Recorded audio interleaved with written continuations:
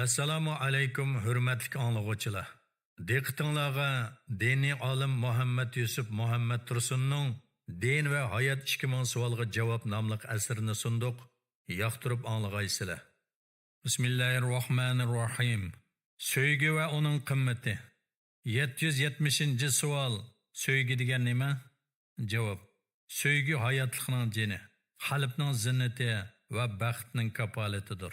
Sevgining qimmatini to'niganlar, dunyoda sevgi umumlashadigan bo'lsa, insonlar ne adolatga, ne qonunga muhtoj bo'lmagan bo'ladi degan ekan qadimda.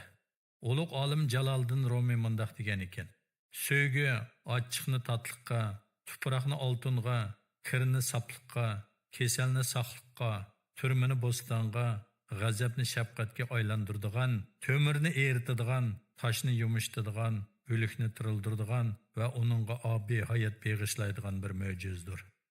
771-savol. Sevgilarning eng cho'ngi qaysi? Javob. Sevgilarning eng cho'ngi Alloh sevgisidir. Chunki sevgi muhabbat ko'pincha qarshi tarafning sevgisi yoki uningdagi qoyilqalarlik sifatlar yoki uningdan ko'rgan zo'r yaxshiliklar turtkisi bilan qalbga o'rnaydigan narsa. Halbuki Alloh taoloda sevgi muhabbatga turtki bo'ladigan omillarning hammasi bo'liqi bilan bor. Masalan, Alloh taolo bandalarga bekmi shafqatlik va to'limi mehribon zotdir.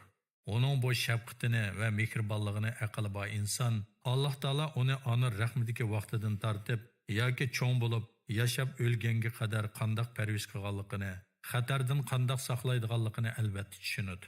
Shunga payg'ambar alayhissalom quchog'ida bolasi bor bir ayolni ko'rsatib turib, sahobalardan bu ayolni bolasini o'tga tashlashga rozi bo'ladi desam ishonamsizlar deb so'raganda sahobalar bu ayol hargiz bolasini o'tga tashlashga rozi bo'lib turolmaydi deydi. Ondan payg'ambar alayhissalom ularga bilinglarki Allah bandalariga mushu ayolning bolasiga bo'lgan mehribonligidan bak mehribondir degan. Imom Buxoriy rivoyat. Alloh taolaning insonlarni ikki olamlik baxt saodat yo'liga boshlash uchun ularga shafqat payg'ambari bo'lgan Hazrati Muhammad alayhissalomni avatganligi va hidoyat manbai bo'lgan Qur'on Karimni tushirganligi, gunohkorlarning tavba qilib o'zlarini isloh qilib olishiga fursat berib, ularni hamon jazolamaganligi va tavbaning eshigini ta qiyomatgacha ochiq qo'yganligimi Alloh taolaning bandalariga bo'lgan mehribonligining ifodasidir. Söyish uchun qoyil qilarlik sifatlardan so'z açsaqmi, Alloh taolo uchun sifatlarida, ishfoliyatlarida va tadbirlarda eng mukammal yagona zot. Bütün go'zalliklar, mukammalliklar va jimi yaxshiliklarning manbai Alloh taolodir.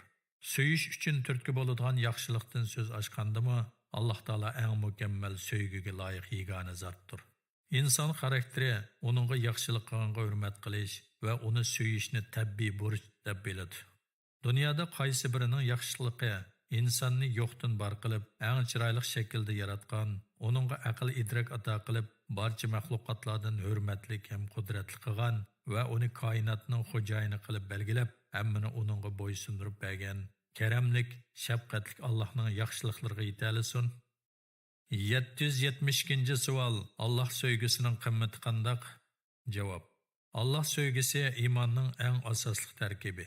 Haqiqiy mu'minlarning ifodasi, ibodatlarning eng kattasi, sevgilarning eng asli, haqiqiy musulmonlikning ifodasidir. Shunga Alloh taolo Qur'oni Karimda mu'minlar Allohni hammadan ortiq do'st tutquchilardir degan. Sura Baqar 165-oyat. Payg'ambar alayhissalom uning ahamiyatini bayon qilib bundoq degan: kimgiki uningda 3 narsa bo'ladi ekan, u iymonning halovatini tetigan bo'ladi. Birinchisi, Allah va uning payg'ambari uning uchun hammadan sevimli bo'lishi.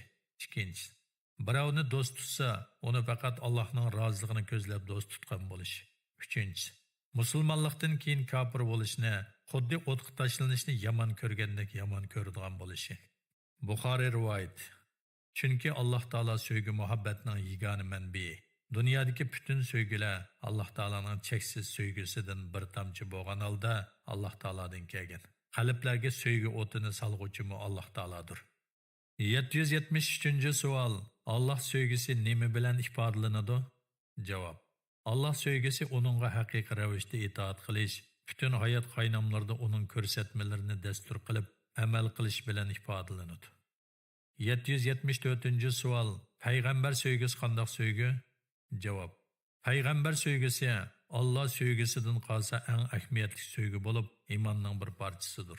Alloh taolo tarafidan insoniyatni dunyo va oxiratning baxt saodatlariga erishtirishga kepillik qiladigan islom dinidan iborat haq dinni elib kelish orqali insonni kufrning zulmatlaridan qutuldirib, iymonning porloq nuriga boshlab chiqqan va barliq yaxshi ishlarning birdan-bir ulgusi bo'lgan Hazrati Muhammad alayhissalomdan söyümli kim bo'lsin? Payg'ambar alayhissalom sizlarning hech biringlar meni otasidan, bolasidan va barliq kishilardan ortiq söymagicha mu'min bo'lolmaydi deb ko'rsatgan. Buxoriy rivoyati. 775-savol. Payg'ambar sevgisi qanday ifodalanadi? Javob. Payg'ambar sevgisi din va dunyolik butun ishlarda Muhammad alayhissalomning yo'liga amaliy ravishda agishish va uni har ishda haqiqiy ma'noda ulgu qilish bilan ifodalanadi. 776-savol. Vatan sevgisi qanday sevgi? Javob.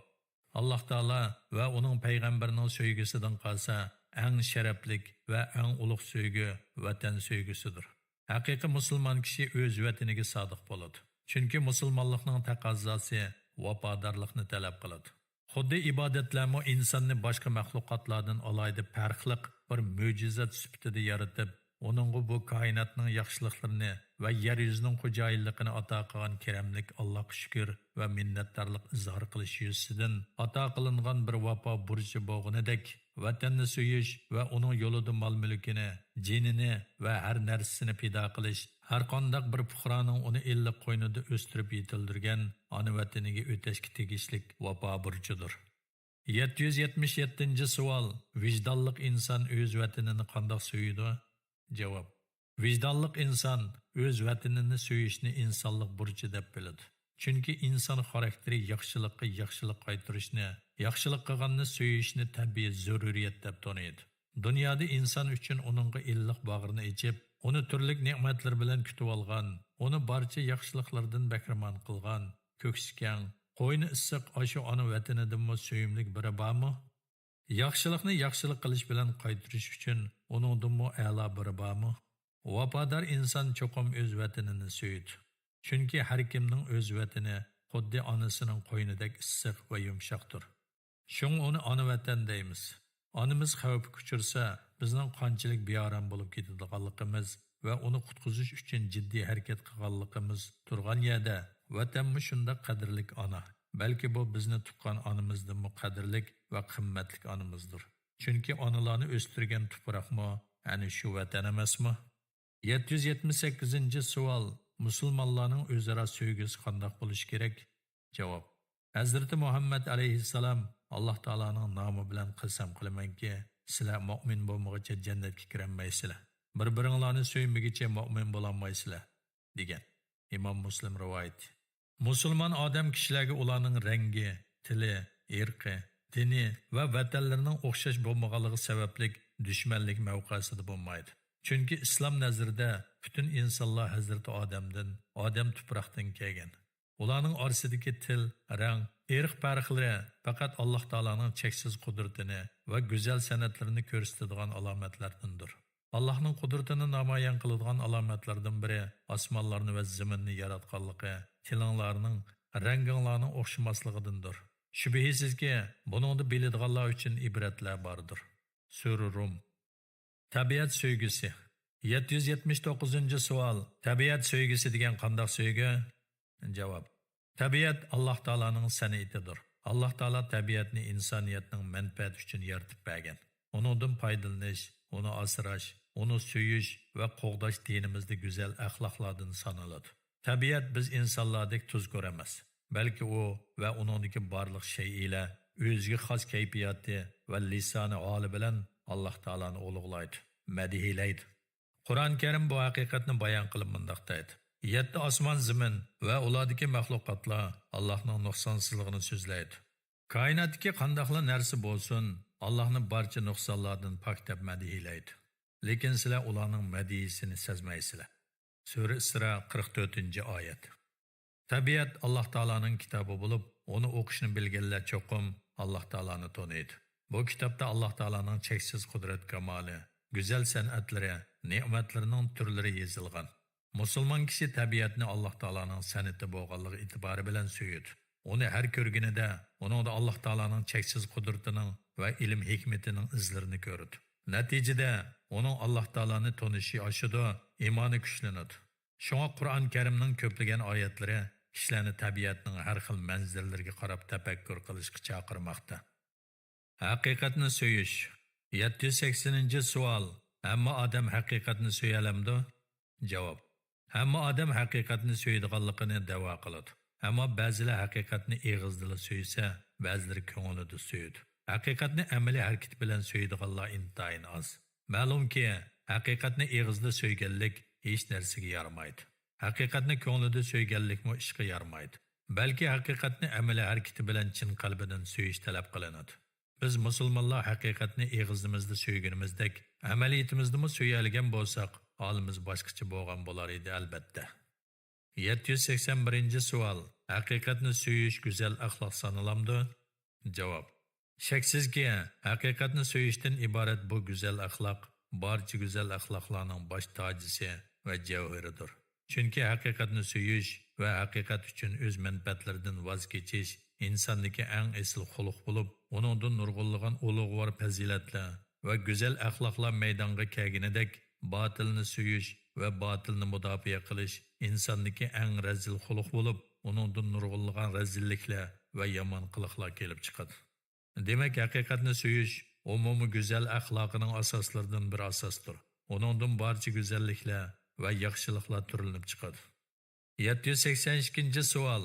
Haqiqatni so'yish deganning ma'nosi nima? Javob. Haqiqatni so'yish, haqiqatni o'z manfaatidan ustun bilish va uni ijro qilish, amalga oshirish, qo'g'dash yo'lida jon pido qilish deganlikdir. Haqiqatni so'yishdan iborat bu go'zal axloqdan haqiqat uchun o'z manfaatini qurbon qilish, rostchilik, adolat, vafodorlik, ishonchlik bo'lish, samimiylik, va'dasida turish qatorliq ko'plagan go'zal axloqlar turilinib chiqadi. Haqiqat yo'lida o'z manfaatini qurbon qilish haqiqatni so'yganlikning eng rostchil, eng ko'rinarli ifodasidir. 783-savol. Haqiqatni so'yishdan chatnab qilishning ziyni nima? Javob. Haqiqatni so'yishdan iborat bu go'zal axloqdan chatnab ketishdan yolg'onchilik, aldamchilik, haqsizlik, xiyonat, vafosizlik, so'zida turmaslik, haqiqatni qabul qilishdan bosh tortish qatorliq nurg'unlagan razil qiliqlar tug'iladi. 784-savol. Haqiqatni so'yishdan chatnab ketishning sabablari nima? Javob. Haqiqatni so'yishdan iborat bu go'zal axloqdan chatnab ketishning sabablari ko'p bo'lib, asosligi uchiga chiqqan shaxsiyatchilik, nafsining har qanday havaslariga bo'ysunish bo'lsa, ba'zi ko'ngilning pastligi, boshqalarni yomon ko'rish xohishi va shaytonga ergashishdan iboratdir. 785-savol. Haqiqatni so'yishga chaqirgan oyatlar qaysilar? Javob. Qur'on Karimda kishilarni haqiqatni so'yishga chaqiradigan oyatlar intayin ko'p. Chunki Qur'on Karim eng chong haqiqat bo'lganligi e'tibori bilan haqiqat va haqiqatni so'yish uning butun bayonlariga ishirilgan. Tuvandagi oyat buning misoli. Bilinglarki, ishchinglarda Rasululloh bor. Agar u nurg'un ishlarda sizlarga itoat qiladigan bo'lsa, cho'qim qiyin ahvolda qoladinglar. Ondan Alloh sizlarga iymonni qizg'in so'ygizdi va uni dilinglarda ko'rkam qildi. Sizlarga fisqini, kufrni va gunohni yomon ko'rsatdi. Ana shular Allohning fazli va ne'mati bilan to'g'ri yo'lda bo'lg'uvchilardir. Alloh hammani bilguchidir, hikmat bilan ish qilg'uvchidir. Sura Hujurat 7-8-oyatlar. Bu oyat Alloh taolaning mu'minlarning qalbiga iymonni qizg'in so'ygizib, kufr bilan gunoh ma'siyatni yomon ko'rsatganligini ifodalaydi. Ma'lumki, iymon eng chong haqiqat bo'lgan Alloh taolani e'tirof qilish deganlikdir. Iymonni so'yish haqiqatni so'yganlikning va haqiqatni botildan ustun qilganligining eng ko'rinarli ifodasidir.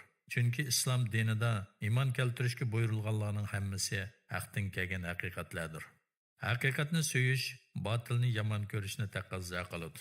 Kufr bilan gunoh ma'siyat botil bo'lganlikdan haqiqatni so'ygan mu'minlarning ularni yomon ko'rishi tabiiy ahvol. Chunki bir qalbda ikki zid narsa birlashmaydi. Haqiqatni so'yib, uni o'z nafsining havaslaridan, shahvatlaridan, barcha istaklaridan ortiq ko'rganlar haqiqatga bosh egib, uningga iymon etib, to'g'ri yo'lga hidoyat topgan.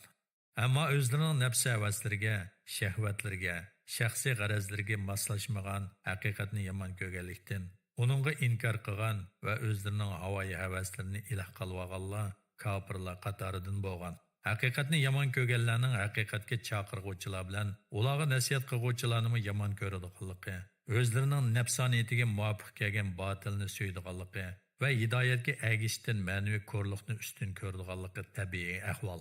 Shunga Alloh taolo Samud qavmi haqida mundoq degan: Samudga bo'lsa to'g'ri yo'lni ko'rsatdik. Ular hidoyatdan kufrlik, ya'ni ozg'unlikni ortiq bildi. Qilmishlari tufaylidan ularni xor qilg'uvchi chaqmoq azobi aloq qildi. İman etqanlarni va taqvodorlarni qutqizdik. Sura Fussilat 17-18 oyat. Oyatdan ma'lumki, Samud qavmi ma'naviy ko'rlikdan iborat kufrni hidoyatdan iborat imondan ortiq ko'rgan. Chunki kufrlik botilni so'yganlik, hidoyat haqiqatga esilganlikdir. 786 savol. Ba'zi mu'minlarmi ba'zi haqiqatlarni yomon ko'ramdi? Javob: Iymonni so'yib, kufrni yomon ko'radigan mu'minlardan ba'zi kishilarmi qoida o'zlarining nafs xohishlariga uyg'un kelmagan haqiqatlarni yomon ko'rdi va nafsi ovorgarchiligi sababli kufrdan tuvan ba'zi botillarni so'ydi. Bu hozirgi zamondagi ko'p sonli musulmonlarning ahvoli. 787 savol. Musulmon emas kishilardan haqiqatni so'yadiganlar bormi? Javob: Kufrni so'yib, iymonni yomon ko'radigan musulmon emas qavmlardan ba'zi kishilarmi ulardagi insoniy xislat va qisman sog'lom tabiatining turtkisi bilan iymondan boshqa ba'zi haqiqatlarni so'ydi. Chunki musulmon emas qavmlar ichidan ba'zi kishilar borki, insof, adolat, rostchilik, va'daga vafo qilish, intizomchanlik jihatlarda zamonimizda musulmon atilib qolgan ko'p sondagi insonlardan albatta yaxshidir. Biz ko'rayotgan reallikmi buni isbotlaydi. Yuqorqilarning hammasini nisbiy ahvol deyishga bo'ladi. Ba'zi mu'minlarning axloqidagi nacharlikni ulardagi nisbiy xohishning turtkisi bilan maydonga kelgan botilga bo'lgan nisbiy moyilligining natijasi deyishga bo'lganidek, musulmon emas qavmlardan ba'zisining axloqdagi go'zalliklarni ulardagi insoniy his va qisman sog'lom tabiatining ta'siri bilan haqiqatga bo'lgan nisbiy moyilligining natijasi deyishga bo'ladi.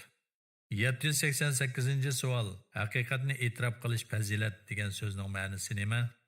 Javob: Haqiqat garchi o'zining ziyniga bo'lgan taqdirdimi, nafs xohishini yengib, uni e'tirof qilish rostilla oliy fazilatning natijasidir.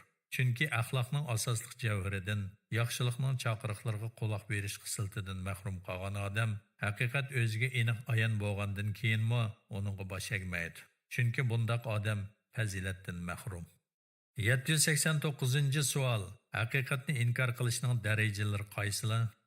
Javob: Dunyoda eng kechirilmas tuzkorlik va eng razil axloq birovning ota-onasining qilgan yaxshiliklarini inkor qilishi va ularning haqlarini ado qilmasligidir. Uningdimi cho'ng xasislik va eng axloqsizlik payg'ambarimiz Muhammad alayhissalomning payg'ambarligini bilib turib inkor qilishdir. Chunki Muhammad alayhissalom bütün olamlar uchun rahmat bo'lib evatilgan yagona payg'ambar. Uning payg'ambarligini e'tirof qilish, o ilib kelgan rahmatga minnatdorlik bildirganlikdir. Buningdimi baxasislik va eng qabih adabsizlik o'zini yo'qdan bor qilgan Rabbini inkor qilish.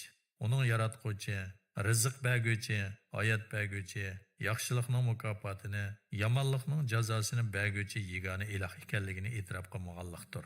Dunyoda buningdimi yomon tuzkorlik bormi? Allah Taala'ni va uning ne'matlarini inkor qilgan odam tangdossiz cho'ng bir haqiqatni rad qilgan bo'ladi. Mundaqlardan insoniy xislat yoki axloqning ta'sirini topqilinmaydi. Chunki bundaqlar razillik patqig'iga beshig'ichi patqanlardir. Aqli o'sha joyida gap so'zlari va yurish-turishlari normal bir odamni sarang deb sifatlagan birini o'p-ochiq yolg'on so'zildi deymiz. Chunki u o'p-ochiq bir haqiqatni inkor qilgan bo'ladi. Allah Taala'ning borligi va uning hammaga rizq berguvchi ekanligi, xuddi nurli quyoshdak hammaga ro'shan aniq tursimi, uningga inkor qilish haqiqatan cho'ng haqsizlik va haqiqatga qarshi ishlangan kechirilmas jinoyatdir. Shunga haqiqatni bilib turib, uningga inkor qilish eng qabih axloqsizlikdir. Shuningdek, fazilat egasining fazilatini, ilm ahlining bilimini bilib turib inkor qilish go'zal axloqdan mahrum qolgan baxtsizlarning ishidir. Adolat. 790 savol. Adolatning ma'nosi nima? Javob: Adolat har bir haq egasining haqqini kam ziyoda qilmasdan berishdir. Adolatni barpo qilish har bir musulmon uchun diniy, axloqiy majburiyatdir. Adolatni barpo qilish haqiqatni so'yganlikning ifodalaridan biridir. Chunki adolatning prinsiplari va uni amaliylashtirish ayni vaqtda haqiqat taqozo qilgan narsani yurgizishdir. Demak, adolat bilan haqiqatning o'zaro bog'lanishi intayin zich bog'lanishliqdir. Shunga Qur'oni Karimda adolat bilan haqiqatning hamisha birga bog'lanib kelganligini ko'ramiz. Alloh Qur'onni haq bilan tushirdi va adolatni yoydi. Sen nim bilasan, qiyomat yaqin bo'lishi mumkin. Sura Shura 17-oyat. Biz haqiqatan payg'ambarlarimizni ro'shan mo'jizalar bilan avatdiq va ular bilan billa insonlar adolatni barpo qilsin deb kitobni, qonunni tushirdik. Sura Hadid 25-oyat. 791-savol. Haqiqatni so'yish bilan adolatni so'yishning munosabati nima? Javob. Haqiqatni so'yadigan va uni e'tirof qiladigan odam cho'qim adolatli bo'ladi. Chunki adolat o'zi e'tirof qilgan shu haqiqatni ro'yatga chiqaradigan narsa, adolatni so'ymagan odamning haqiqatni so'yganligida shak bor. 792-savol. Adolat talab qiladigan ishlar qaysilar? Javob. Adolat talab qiladigan ishlar intayin ko'pdir. Ulardan muhimlari tuvandikicha. 1. Odam boshqarishda adolatli bo'lish. Mas'ullik mayli xos bo'lsin, mayli umumga munosabatli bo'lsin, har birda Alloh taolo belgilagan adolat prinsipi bo'yicha ish ko'rish talab qilinadi. Umumga munosabatli mas'uliyatda haq egalarining moddiy va ma'naviy haqlarini to'liq ado qilish, haqli bo'lmaganlarning suiiste'mol qilishiga yo'l qo'ymaslik va ommaga ularning har birining iqtidoriga qarab yuksalish fursatini yaratib berish, ish taqsimotida adolat bilan ish ko'rish qatorliqlardir. 2. Da'vo ishlarida adolatli bo'lish. Da'vo ishlarida adolatli bo'lish deganlik, da'vogarlar o'tirisida hukm qiluvchilarning Alloh taolo belgilagan adolat prinsipi bo'yicha ish ko'rishi, qaysi bir tarafga yon bosmasligi yoki haqsizlik qilib ziyonga uchratmasligi, adolatparvarlikka nuqson yetkazadigan ishlardan yiroq turish qatorliqlardir. Ikki da'vogarning o'tirisida hukm qilish, ulardan haq egasining haqqini qarish tarafdan elib berish bilan bo'ladi. Orasini buzganlarning o'tirisida hukm qilish, ularni chiroyliqcha yarashtirib qo'yish bilan bo'ladi. Gunohkor ustida hukm qilish, uningga yetarli jazosini berish bilan bo'ladi. 3. Guvohlik berishda adolatli bo'lish. Guvohlik berishda adolatli bo'lish degan, guvohchining o'z ko'zi bilan aynan ko'rgan yoki o'z quloqi bilan aniq anglagan ishlarga rostchilik bilan aynan guvohlik berishdi deganlikdir. Guvohlikni to'g'ri ado qilish go'zal axloqdan bo'lsa, guvohlikni yoshirish yoki yolg'ondan guvohlik berish eng yomon razillikdir. Shuningdek, guvohlikni yoshirishmi cho'ng gunohdir. Chunki guvohlikni yoshirish kishilarning haq-huquqlarini qo'lga keltirishini to'sqanlik bo'lib, cho'ng haqsizlikni sodir qilganlikdir. Alloh taolo mundaq degan: Guvohlikni yoshirmanglar. Kimki uni yoshiradigan, haqiqatan uning dili gunohkor bo'ladi. Alloh qilmishinglarni tamoman bilguvchidir. Sura Baqara 283-oyat. Ammo yolg'ondan guvohlik berib, birovni asossiz qaralash Alloh taolaning nazarida eng og'ir, kechirilmas gunoh sanalgan bo'xtonul azim, eng cho'ng bo'xtondir. 4. Xotirlab yozganda adolatli bo'lish. İnsanlar o'tirisidagi moddiy va ma'naviy haq-huquqlarni yozgan katib, uning aytganlarning hammasini rostchilik va ho'sharlik bilan to'g'ri yozishga buyurilgan bo'lib, aksicha ish ko'rish axloqiy razillik ham haq-huquqlarni zoya qilib o'tganlikdir. 5. Er ayollarning bir-biriga adolatli muomala qilish. Er ayollarning bir-biriga adolatli muomala qilishi deganlik, ularning har birining qarshi tarafga o'tashga tegishli haqlarini, majburiyatlarini va mas'uliyatlarini Alloh taolo belgilagan bo'yicha to'liq va adolatli holda ado qilishini ko'rsatadi. 6. Bolalarga adolatli bo'lish. Bolalarga adolatli bo'lish deganlik, bolalar o'tirisida mehr-muhabbatda, muomalada, tarbiyada, o'qitishda, ishga buyurishda, bir narsa berishda va ota-onaning qo'lidan keladigan butun ishlarda adolat bilan ish ko'rish deganlikdir. 7. Tarozida adolatli bo'lish. Tarozida adolatli bo'lish deganlik, tarozi tatqanda yoki qandoqli bir o'lcham bilan o'lchiganda aldamchilikdan tamoman xoli bo'lgan holda rostchilik bilan ish ko'rish deganlikdir. Alloh taolo Qur'oni Karimda olganda to'liq tartib elib, satqanda kam tartib berguvchilarni qiyomat kuniga ishonmaguvchilar deb sifatlash orqali ularga qattiq azobni va'da qilish bilan tahdid yog'dirgan. O'lchamda va tarozida kam berguvchilarga voy. Ular kishilardan o'lchab olgan chaqda to'liq oladi. Kishilar o'lchab yoki tartib bergan chaqda kam berdi. Ular buyuk bir kunda tirildiganligiga ishonmaydi. U kunda insonlar olamlarning Parvardigorining huzurida tik turadi. Sura Mutaffifin 1-6-oyatlar. 8. Nasabga adolatli bo'lish. Nasabdagi adolatdan maqsad balalarning o'z otasining nasabiga mansub bo'lishi deganlikdir. Aksicha balalarning o'z otasidan tenib, o'zini beqib olgan o'gay dadasining nasabiga mansub qilishi adolatsizlikdir. Bunday qilish adolatsizlik bo'lganlikning ustiga cho'ng haqsizlikdir. Shunga Alloh taolo Qur'on Karimda har kimni o'z otasiga mansub bo'lishni buyurgan. Sizlar bola qilib olganlarni Alloh o'z bolalaringlarning hukmida qilmadi. Bu ya'ni buning aksini da'vo qilish faqat og'zinglarda aytilgan so'zdir. Alloh haq so'zni aytadi, to'g'ri yo'lga boshlaydi. Ularni otalarining ismi bilan chaqiringlar. Bu Allohning dargohida to'g'ridir. Sura Ahzob 4-5 oyatlar. 9 kishilarni yarashtirishda adolatli bo'lish.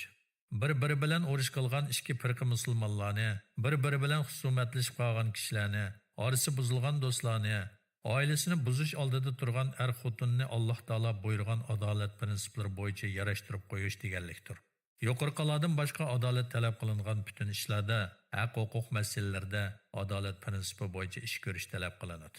Qur'on Karim va hadislarda kishilarni adolatni barpo qilishga chaqirgan amrlar intayin ko'pdir. Alloh taolo payg'ambar alayhissalomga xitob qilib bunday degan: "Aytqin, Alloh tushirgan barliq kitoblarga iymon etdim, oranglarda adolatli bo'lishga buyurildim." Sura Shura 15-oyat. Alloh taolo musulmonlarni adolatli bo'lishga chaqirib bunday degan: "Ey mu'minlar, Allohning haqlarini ado qilishga tirishinglar. Odillik bilan guvohlik beringlar. Biroq qavmga bo'lgan o'shmanliginglar ularga odil bo'lmasliginglarga sabab bo'lmasin. Dushmaninglarga odil bo'linglar. Bu taqvodorlikqa eng yaqindir. Allohdan qo'rqinglar. Alloh haqiqatan qilmishinglardan xabardordir." Sura Maida 8-oyat. Assalomu alaykum hurmatli anglag'uvchilar. Diqqatingizga diniy olim Muhammad Yusuf Muhammad Tursunning Din ve Hayat 2000 savolga javob nomli asrini sunduq. Yoqtirib anglag'aysizlar. Bismillahirrohmanirrohim. Ihson va uning ahamiyati. Ihsonning ma'nosi. 793-savol. Ihson degan nima? Javob.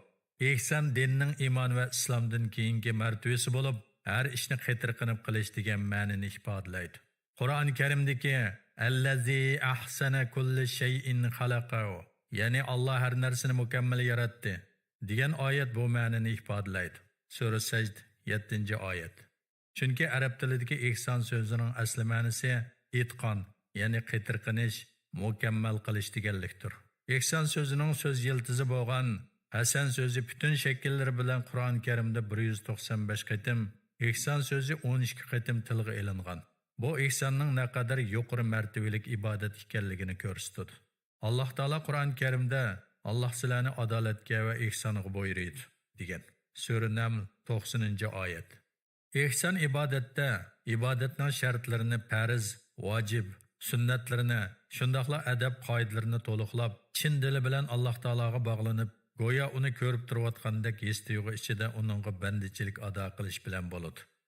Ihson muomalada ota-onaga qaytarqinib xizmat qilish, urug' tuqqanlarga sil-rahm qilish, qo'shnilarga yaxshilik qilish, sharkatlarda, gap so'zda, ilm setim ishlarda haqqoniy va to'g'ri bo'lish, kishilarga ziyon zahmat yetkazishdan yiroq turish bilan bo'ladi. Ihson kishilarning sharoitiga qarab har xil shaklda amalga oshadi. Masalan, yetimlarga qaratilgan ihson ularning beshini silash, yaxshi tarbiyalash va ularning haq-huquqlarini qo'g'dash bilan ado topadi. Yo'qsillarga qaratilgan ihson ularning hojatlarini ravo qilish, dardlarga darmon bo'lish bilan bo'ladi. Umumiy insonlarga ihson qilish so'zida va muomalada ularga yumshoq, siliq va to'g'ri bo'lish, ularning haq-huquqlarini qo'g'dash, ularga yaxshilik qilish va yaxshilik tilash bilan ado topadi. Hayvonlarga ihson qilish, hayvonlardan yo'lliq foydalanib, ularni qiynamaslik, kasal bo'lsa davolatish, osh qo'ymaslik, ko'tarilmaydigan yukni ortmaslik va mehr-shafqat bilan muomala qilish bilan bo'ladi. Amalda va ishda ihson qilish, har ishni qitirqinib qilish, soxtalikdan, aldamchilikdan yiroq bo'lib, har ishni ixlos bilan qilish bilan ado topadi. Ishni qitirqinib qilish degan bu axloqdan sanalamdi deb hayron qilishingiz mumkin. Shundoq. Ihson go'zal axloqlar ichida eng ahamiyatli sanaladi. Chunki islom dinining chaqirig'i har ishni qitirqinib qilish, ibodat, muomala, gap so'z, harakatlarning hammasini qitirqinib, berilib, puxta va yaxshi qilish islom axloqidan sanaladi. Payg'ambar alayhissalom bu ma'noni ta'kidlab, Alloh taolo sizlardan ishni qitirqinib qiluvchilarni yoqtiradi degan. Tabarani rivoyati. 794 savol. Ihsonning qanday ahamiyati bor? Javob. Ihson umumiy musulmonlar orasidan yo'qolib ketishga boshlagan, islom dunyosida tepilishi intayin oz bo'lgan bir muhim axloqdir.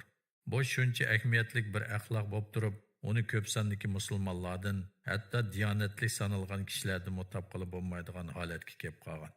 Afsuslanarligi, ihsondan iborat bu go'zal axloqdan umumiy musulmonlar foydalanmagan bilan g'arb dunyosi buningdan foydalanishda g'alaba qilgan. İmam Buxoriy Abu Hurayra radhiyallohu anhudan rivoyat qilgan bir hadisda farishta Jibril alayhissalom payg'ambar alayhissalomning yeniga inson suratida kelib, uningdan islom bilan iymon haqida so'ragandan keyinla ihson haqida so'ragan. Payg'ambar alayhissalom bir hadisda mundaq degan: Alloh ihsonni har narsaga putiyotgan. İmam Muslim rivoyat. Demak, biz cho'ng kichik, oddiy murakkab har qanday ishda ihson bilan ish qilishga buyurilganmiz. Chunki ihson iymonning taqozosi va go'zal axloqning tojisidir.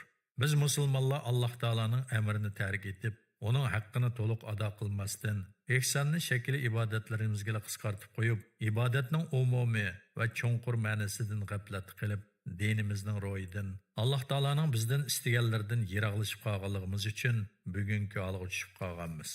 Iymon, hidoyat biz musulmonlarda bor. Rahim shafqat biz musulmonlarda bor. Dunyoning tabiiy boyliqlari yanada biz musulmonlarning zimminlaridan chiqadi. Fan texnikada ilgirlash va boshqalarga beqinmasdan hur, qudratlik, bayashat hayot kechirishning butun omillari biz musulmonlarda bor.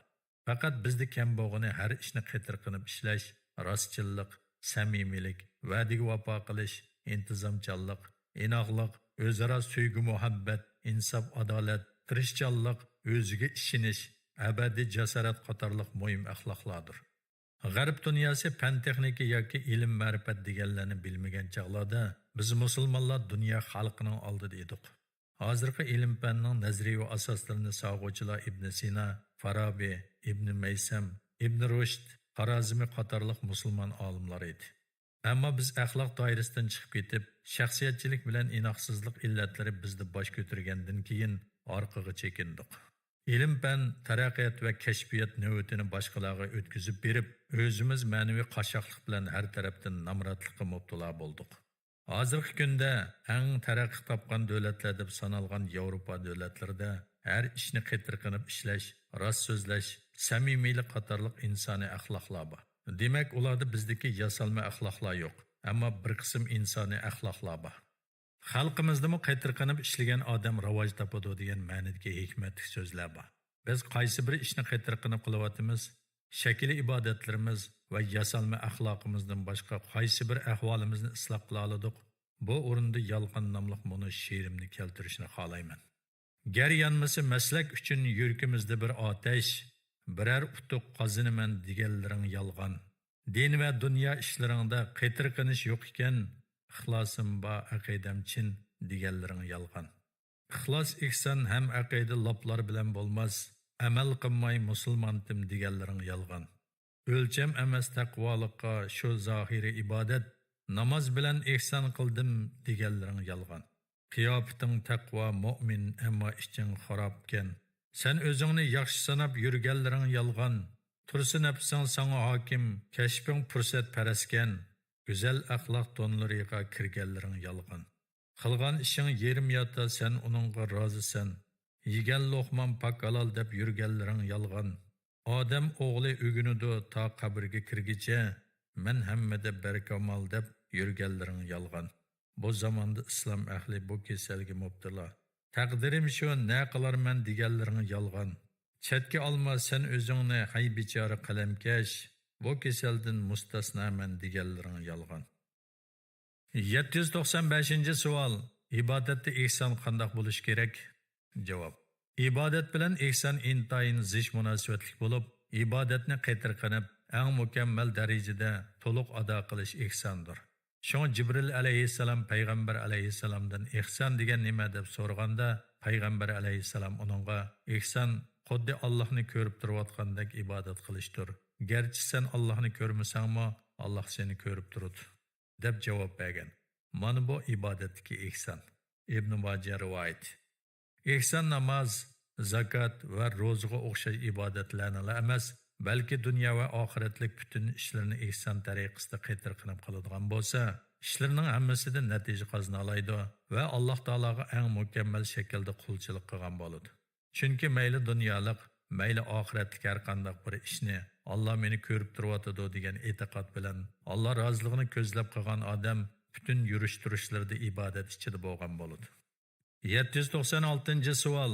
Ota-onaga qanday ihson qilish kerak? Javob. Alloh taolo Qur'oni Karimda va qada robbuka alla ta'budu illa iyyahu va bil validayni ihsanan. Ya'ni Alloh uning o'ziga ibodat qilishinglarni va ota-onaga ihson qilishinglarni farz qildi, deydi. Sura Isro 23-oyat. Bu oyatdagi ota-onaga ihson qilishdan iborat bir jumla so'z ko'plagan ma'nolarni ixchamalda o'z ichiga olgan. Alloh taolo bu bir jumla so'z orqali bizni ota-onamizga ihson qilishning cho'nqur ma'nolariga boshlaydi. Ularga ihson qilish, ularga har vaqt tabassum bilan qarashdan boshlab, muloyimlik bilan siliq va adablik muomala qilish, past ovozda adablik so'z qilish va ularning moddiy va ma'naviy, din va dunyolik qandoqli bir xizmati uchun hamisha ularning oldida hozir bo'lishgacha bo'lgan bir yurish farzand burchlarini mukammal darajada qaytarqinib ado qilishni o'z ichiga oladi. Ota-onaning xizmatini yurakdan qaytarqinib qilish orqali ularga ihson qilish har qanday farzand uchun farzdir. Chunki Alloh taolaning ibodatdan keyin buyurgan farzi ota-onaga ihson qilishdir. Ihson so'zi yaxshilik qilish degan ma'noni o'z ichiga olganligi e'tibori bilan urug' tuqqanlarga yaxshilik qilish, faqirlarga yaxshilik qilish degandek ixtiyoriy xayr ihson va sadiqalarni o'z ichiga oladi. Ammo ota-onaga qartilgan ihson so'zi yaxshilik qilish degan ma'noda kelmaydi. Chunki ota-onaga qaytarqinib xizmat qilish bolalar ustidagi muqaddas burchdir. U hargizmi xolisona holda qilib qo'yadigan xizmat yoki xayr ihson emas. Ota-onasi oldidagi bu muqaddas burchini tark etgan kishi avval bu dunyoda, ondan oxiratda uning jazosini cho'qim tortadi. Qizlarga ihson qilish. 797-savol. Qizlarga ihson qilish deganning ma'nosi nima? Javob. Qizlarga ihson qilish ularga va ularning din va dunyolik butun ishlariga ko'ngil bo'lib, ularga dunyo va oxiratda foydali bo'lgan manfaatlarni keltirishda qaytarqinib tirishchanlik ko'rsatish, ularni tarbiyalashda, beqishda, qatorga qo'yishda qaytarqinib ish qilish deganlikdir. Payg'ambar alayhissalom bundoq degan: kimki uning ikki qizi yoki ikki hamshirasi bo'lib, ularga ihson qiladi ekan, u ikkisi bu ikkisining sababi bilan jannatga kiradi. Ibn Majah rivoyat. 798-savol. Qizlarga va hamshirlarga qanday ihson qilinadi? Javob. Tabiiyki, ihson payg'ambar alayhissalomdan o'rganish bilan qilinadi. Payg'ambar alayhissalom butun farzandlariga, xususan suyumli qizi Fatima radhiyallohu anhaga ihsonning eng ko'rinarli ulgusini ko'rsatgan edi. Qachonli Fatima radhiyallohu anha payg'ambar alayhissalomning yeniga kirganida onunğa o'rnidan turadi va peshonasiga suyib yanada o'ltirg'izadi. Hozirgi zamonda qanchalik ota qizlarga shunchalik mehribonlikni va hurmatni ko'rsatalaydi? Musulmonlarning yo'lboshchisi, davlatning raisi, masjidning imomi, islom qo'shinining oliy qo'mondoni va Alloh taolaning ham xalqning nazarida eng chong hurmat ehtiromga sazovor bo'lgan katta bir payg'ambar shunchalik ahamiyatli ishlarni qayirib qo'yib, oldiga kirgan qiziga alayda o'rnidan turib, onunğa salom bergan va bag'riga bosgan yerda odatdagi insonlar qanday bo'lish kerak? Payg'ambarimizning bu kamtarligi oldida ba'zi bir dindor qiyofatdagi kishilarning, mulla atalganlarning, hojiharam bo'lganlarning va oz to'la mansabga yoki boylikqa erishib gadayganlarning o'zlarini hech kimga tan qilmasligini, oilasini lagerga o'xshash qilib olishini nima degili bo'lsin? 799-savol. Salom berishdagi ihson qanday bo'ladi? Javob. Alloh taolo mundaq deydi: "Va idza huyitum bi tahtiyatin fahayyu bi ahsana minha aw rudduha." Ya'ni sizlarga birov salom qilsa, sizlar uningdan mukammal salom qilinglar yoki salomni aynan qaytaringlar. Sura Nisa 86-oyat. Ma'lumki mukammal salom qilish assalomu alaykum degan kishiga va alaykum assalom va rahmatullohi va barakatuh, ya'ni Allohning omonligi rahmati sizlarga bo'lsin deyish. Salomni aynan qaytirish va alaykum assalom deyishdir.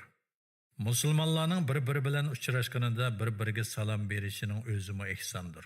Chunki musulmonlar boshqalarga o'xshash yaxshimisiz deb hol so'rab qo'ymasdan, uchragan kishiga omonlik va salomatlik tilaydi.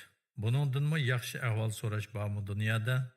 Ulug' payg'ambarimiz Hazrati Muhammad alayhissalom Alloh taolodan bizga olib kelgan islom dinida insoniyatning baxt saodati uchun yetarli xazinalar bor. İnsanların bəxt saadeti bu ulug'vor xazinalarni bilib foydalanishga bog'liq ish. 800. savol. Jidal va munozirada ihson qandoq bo'lish kerak? Javob. Bu mavzuda Alloh taolo bandalarga ba'zi tavsiyalarni qilishni chetga qoldirmagan va mundoq degan. Va jadiluhum billati hiya ahsanu. Ya'ni ular bilan eng chiroyli ravishda munozirlashgan. Sura Nahl 125-oyat. Sizga birov yoqmaydigan bir gapni qilsa, bu nima degan tetiqsiz so'z deysiz. Agar adabligak bo'lsangiz, men bu so'zga qo'shilmayman deysiz. Lekin har ikki javobda ihson amalga oshmagan. Agar sizmi mening ko'z qarashimni anglab boqqan bo'lsangiz-kan desangiz, hammadan yaxshi emasmi? Payg'ambar alayhissalomdan munozirlash usulini o'rganayli. Payg'ambar alayhissalom Makka da dastlabda islomni tashviq qilgan vaqtlarning birida Makkaning katibashlaridan Utba ibn Robiya Payg'ambar alayhissalomning yeniga kelib, Payg'ambar alayhissalomning sha'niga loyiq kelmaydigan past takliflarni o'ttirg'a qo'ydi. Uni islom da'vatidan voz kechishga undab, bu yo'lda agar boylik olsa, butun Makkaning boyligini yig'ib berishni, mansab tilasa, uni o'zlariga podshoh qilib olishni, agar aqldan ozgan bo'lsa, eng usta doktorlarni taklif qilib, uni davolatishni o'ttirg'a qo'ydi. Payg'ambar alayhissalom uning so'zlarini to'liq aytib olishi uchun fursat berib, so'z oralig'ida so'zla Abu Valid anglayapman dedi. O'tbaning so'zi oxirlashgandan keyin uning bu so'zing tugdimi Abu Valid dedi va o'zining javobini chiroyliqcha berib, uni yo'lga sepib qo'ydi. Payg'ambar alayhissalomning bu esil axloqi insonlarga eng adabli ravishda munozirlash usulini va munozira axloqini o'rgatadi. Hozirgi 21-asrning madaniyatlik insonlarining ko'plarida bo'lmagan, ba'zilarida bo'lgandimi, texi yetilib bo'lmagan go'zal axloqlar insoniyatning iftixorlik ulgusi Hazrati Muhammad alayhissalomda to'liqi bilan bor edi. Shu musulmonlar emas, balki butun insoniyat Muhammad alayhissalomning axloqini o'rganishga intayin muhtoj.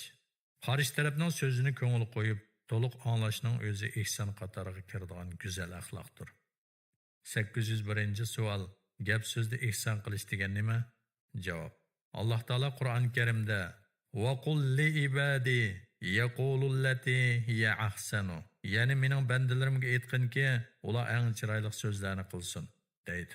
Sura Isra 53-oyat. Har qanday yerda olqishlanadigan, insonlarning ko'nglini yo'ritadigan, tashdek qattiq yuraklarni eritadigan, qo'pollik bilan hal qilib bo'lmaydigan ishlarni hal qiladigan sehrli narsa chiroyli so'zdir. 802. savol. Ihson yana qaysi ishlarda talab qilinadi? Javob. Ihson hamma ishda talab qilinadi. O'quvchilarning o'rganishlarini astoydil qilishi, ishchi xizmatchilarning vazifasini qaytarqinib o'rindishi, ota-onaning bolalarini ko'ngil qo'yib tarbiyalashi, savdogarlarning va do'kondorlarning xaridorlarga samimiy bo'lishi, bolalarning ota-onasiga va muallimlarga sadoqatmand bo'lishi, erning ayolga, ayolning eriga sadoqatmand va rostchil bo'lishi, do'stning do'stga samimiy bo'lish qatorliq go'zal axloqlarning hammasi ihsondan sanaladi. Rahim shafqat. 803. savol. Rahim shafqat degan nima? Javob. Rahim shafqat hammamiz yaxshi biladigan, quloqlarga chiroyli anglanadigan bir so'z. Rahim shafqatning ma'nosi hammaga shunchalik aniq tonishlik bo'lsa-mu, rahim shafqat oramizda tepilishi intayin oz bo'lgan, balki insoniyatning qo'lidan uchib ketgan bir axloqqa aylanib qoldi. Bizdan talab qilingani rahim shafqatning ma'nosini bilish emas, balki uni amaliy hayotimizda ijro qilishdir. 804. savol. İnsaniyat rastilla rahim shafqatga ehtiyojliqmi? Javob. Hozirgi insoniyat dunyosining bu axloqqa naqadar zo'r ehtiyojli bo'layotganligi hammaga ma'lum. Rahim shafqatning yo'qolishi bilan jinoyatchilar ko'paydi. Atom bombalar insoniyat hayotini tahdid ostiga ilib, bu yerlarda o'zini ko'rsatadigan bir lahza ichida millionlarcha insonning jiniga zamon bo'lgan holga keldi. Bütün insoniyat Alloh taolaning rahim shafqatiga zo'r ehtiyojli bo'lib, hamma uning rahim shafqatini tilaydi. Biz musulmonlarmi hamisha her namazlarımızda ve dualarımızda Alloh taolaning bizga rahim shafqat qilishini gunohlarimizni afv qilishini so'rab kelyapmiz. Ahvol shundoq bo'lgan ekan, biz Alloh taolaning rahim shafqatiga muhtoj bo'lgandan keyin nima uchun Alloh taolaning bandalariga rahim shafqat qilmaymiz? Halbuki Alloh taolo bandalaridan faqat rahim shafqatli bo'lganlarga rahim qiladi emasmi? Buxoriy va Muslim rivoyat. Payg'ambar alayhissalom bu ma'noni nihoyat to'liq va shamil darajada ifodalab, rahim shafqat qilganlarga Alloh taolo rahim shafqatini bag'ishlaydi. Yer yuzidagilarga rahim shafqat qilinglar. Osmondagi zot Alloh taolo sizlarga rahim shafqat qiladi degan. Tirmiziy, Abu Dawud rivoyati. Bu hadisdagi yer yuzidagilarga degan so'z musulmonlarga emas yoki insonlarga emas, balki inson, hayvon, uchar qush va har qanday jon egasiga rahim shafqat qilishning lozimligini ifodalaydi. Ammo hozirgi musulmonlarda rahim shafqatni topqilib bo'lmaydi. 805-savol. Alloh taolaning rahim shafqatiga erishishning yo'li nima? Javob. Dunyo va oxiratda Alloh taolaning rahim shafqatiga erishishning birli yo'li Alloh taolaning mahluqotlarga rahim shafqat qilishdir. Chunki bir hadisda rahim shafqat qilmagan odam rahim shafqatga erishamaydi deb kelgan. Buxoriy va Muslim rivoyat. 806-savol. Rahim shafqat nimalarni o'z ichiga oladi? Javob. Rahim shafqat ota-onalarga, bolalarga, ayollar bir-biriga, urug' tuqqanlarga, qo'shnilarga, qo'l ostidagilarga, hayvonlarga kamoliga yetgan sevgi muhabbat, intayin kuyimchanlik, voyaga yetgan mehribonlik bilan siliq va illiq muomala qilishni taqozo qiladi. 807-savol. Ota-onalarga qanday rahim shafqatli bo'lish kerak? Javob. Ota-onaga rahim shafqatli bo'lish, ularni qandaqli bir ravishda bo'lsin, ranjitib qo'yishdan saqlanish, ularni asrash, ularga jon dil bilan xizmat qilib, ko'ngillarini elish, moddiy va ma'naviy yukini yengillatish, ko'ngilsizliklariga tasalli berib yanida bo'lish, xushalliqlarini birga tantana qilish qatorliq ishlarni o'z ichiga oladi. Ota-onasini qaqshitib, ularni zar-zar yig'latganlar ularga rahim shafqat qilgan bo'lamdi. Ota-onasini aldab qo'yib yigitlar bilan xufiyona munosabat qurgan qizlar ota-onasiga rahim shafqat qilgan bo'lamdi. Imtihondan o'tolmay qolsa, ota-onasining qattiq beyaram bo'ladiganligini bilib turib, yaxshi o'qimagan o'quvchilar ota-onasiga rahim shafqat qilgan bo'lamdi. Uyga kirganda yoki chiqqanda ishini ota-onasini cho'chitib o'tadigan shaklda qattiq ochadigan yoki yopadiganlar ularga rahim shafqat qilgan bo'lamdi. Ota-onasiga so'z qilganda ovozini ularninkidan yuqori ko'tarib oldiganlar ularga rahim shafqat qilgan bo'lamdi. Ota-onasini har doim ziyorat qilib yo'qlab, hol-ahvol so'rab turmasdan telefon orqali hol so'rab qo'yadiganlar ularga rahim shafqat qilgan bo'lamdi. Halbuki ota-ona bolalarining telefondagi ovoziga emas, balki ularning didorini ko'rishni va peshonasiga so'yib qo'yishni orzu qiladi. Ota-onasiga ehtiyojli narsalarni avatib qo'yib, ularni haftalab, oylab, hatto yillab ko'rmaydiganlar ularga rahim shafqat qilgan bo'lamdi. Halbuki ota-onalar bolalarining mol dunyosiga, sovg'a salomlarga emas, balki ularning didoriga muhtoj. Ota-onalarni bu ne'matdan nima uchun mahrum qilamiz? Shaksizki, bunda qiladiganlar ota-onasini qaqshatquvchi baxtsizlardir. 808-savol. Urug' tuqqanlarga qanday rahim shafqat qilish kerak? Javob. Urug' tuqqanlarga rahim shafqat qilish, ularni boy kambag'al deb ayirmasdan, qildi qimmadi deb hisoblamasdan, izdimadi deb og'rinmasdan, yaxshi yomon deb farqlantirmasdan, qo'lidan kelgan yaxshiliklarni qilish, qiyinchilik tortib qolganlarga moddiy yordam qilish, ularning qandaqli bir ish uchun hozir bo'lish, ayam kunlarda ularning uyiga birinchi bo'lib qadam tashrif qilish, musibatlik va g'amkinlik kunlarda ularning yanada birga bo'lish qatorliq ishlar bilan ularga sil-rahim qilishni talab qiladi. Payg'ambar alayhissalom hadis qudusida Alloh taolaning bunu so'zini bayon qilgan. Men rahim shafqatlik Allohman. Sil-rahimni yaratib, uningga mening ismimdan bo'lgan Rahim ismimni berdi. Sil-rahim qilishni davomlashtirganlarga men rahim shafqatimni davomlashtiraman. O'zini uzib qo'yganlarga men rahmatimni uzib qo'yaman. Abu Dawud, Tirmiziy rivoyat. 809-savol. Bolalarga qanday rahim shafqat qilish kerak? Javob. İnsaniyatga eng yaxshi ulgu bo'lganidek, bolalarga rahim shafqat qilishmi eng yaxshi ulgu edi. Payg'ambar alayhissalom bir kuni Qatri ibn Habis degan kishi bilan o'ltiradi. Payg'ambar alayhissalomning navrasi Hasan ibn Ali keladi. Payg'ambar alayhissalom Hasan radhiyallohu anhuni so'yib, quchoqlab bag'riga bosadi. Bu ahvolni ko'rgan Aqira ibn Habis bu ishga hayronligini ifodalab, mening 10 bolam bor, ulardan birini so'yib boqmadim deydi. Payg'ambar alayhissalom bu odamning tosh yurakligiga ajablanib, rahim shafqat qilmaydiganlar rahim shafqatga erishamaydi deydi. Abu Davud Tirmizi rivoyat. Payg'ambar alayhissalomning kichik bolalarga bo'lgan rahim shafqati shunchalik cho'ng va kuchli edi. Hatto namozni boshlab uzun so'rlarni o'qishni niyat qilgan bo'lsa-mu, onalari bilan masjidga kirgan kichik bolalarning yig'isini anglab qilib, namozni qisqa o'qidim deydi. Buxoriy va Muslim rivoyat.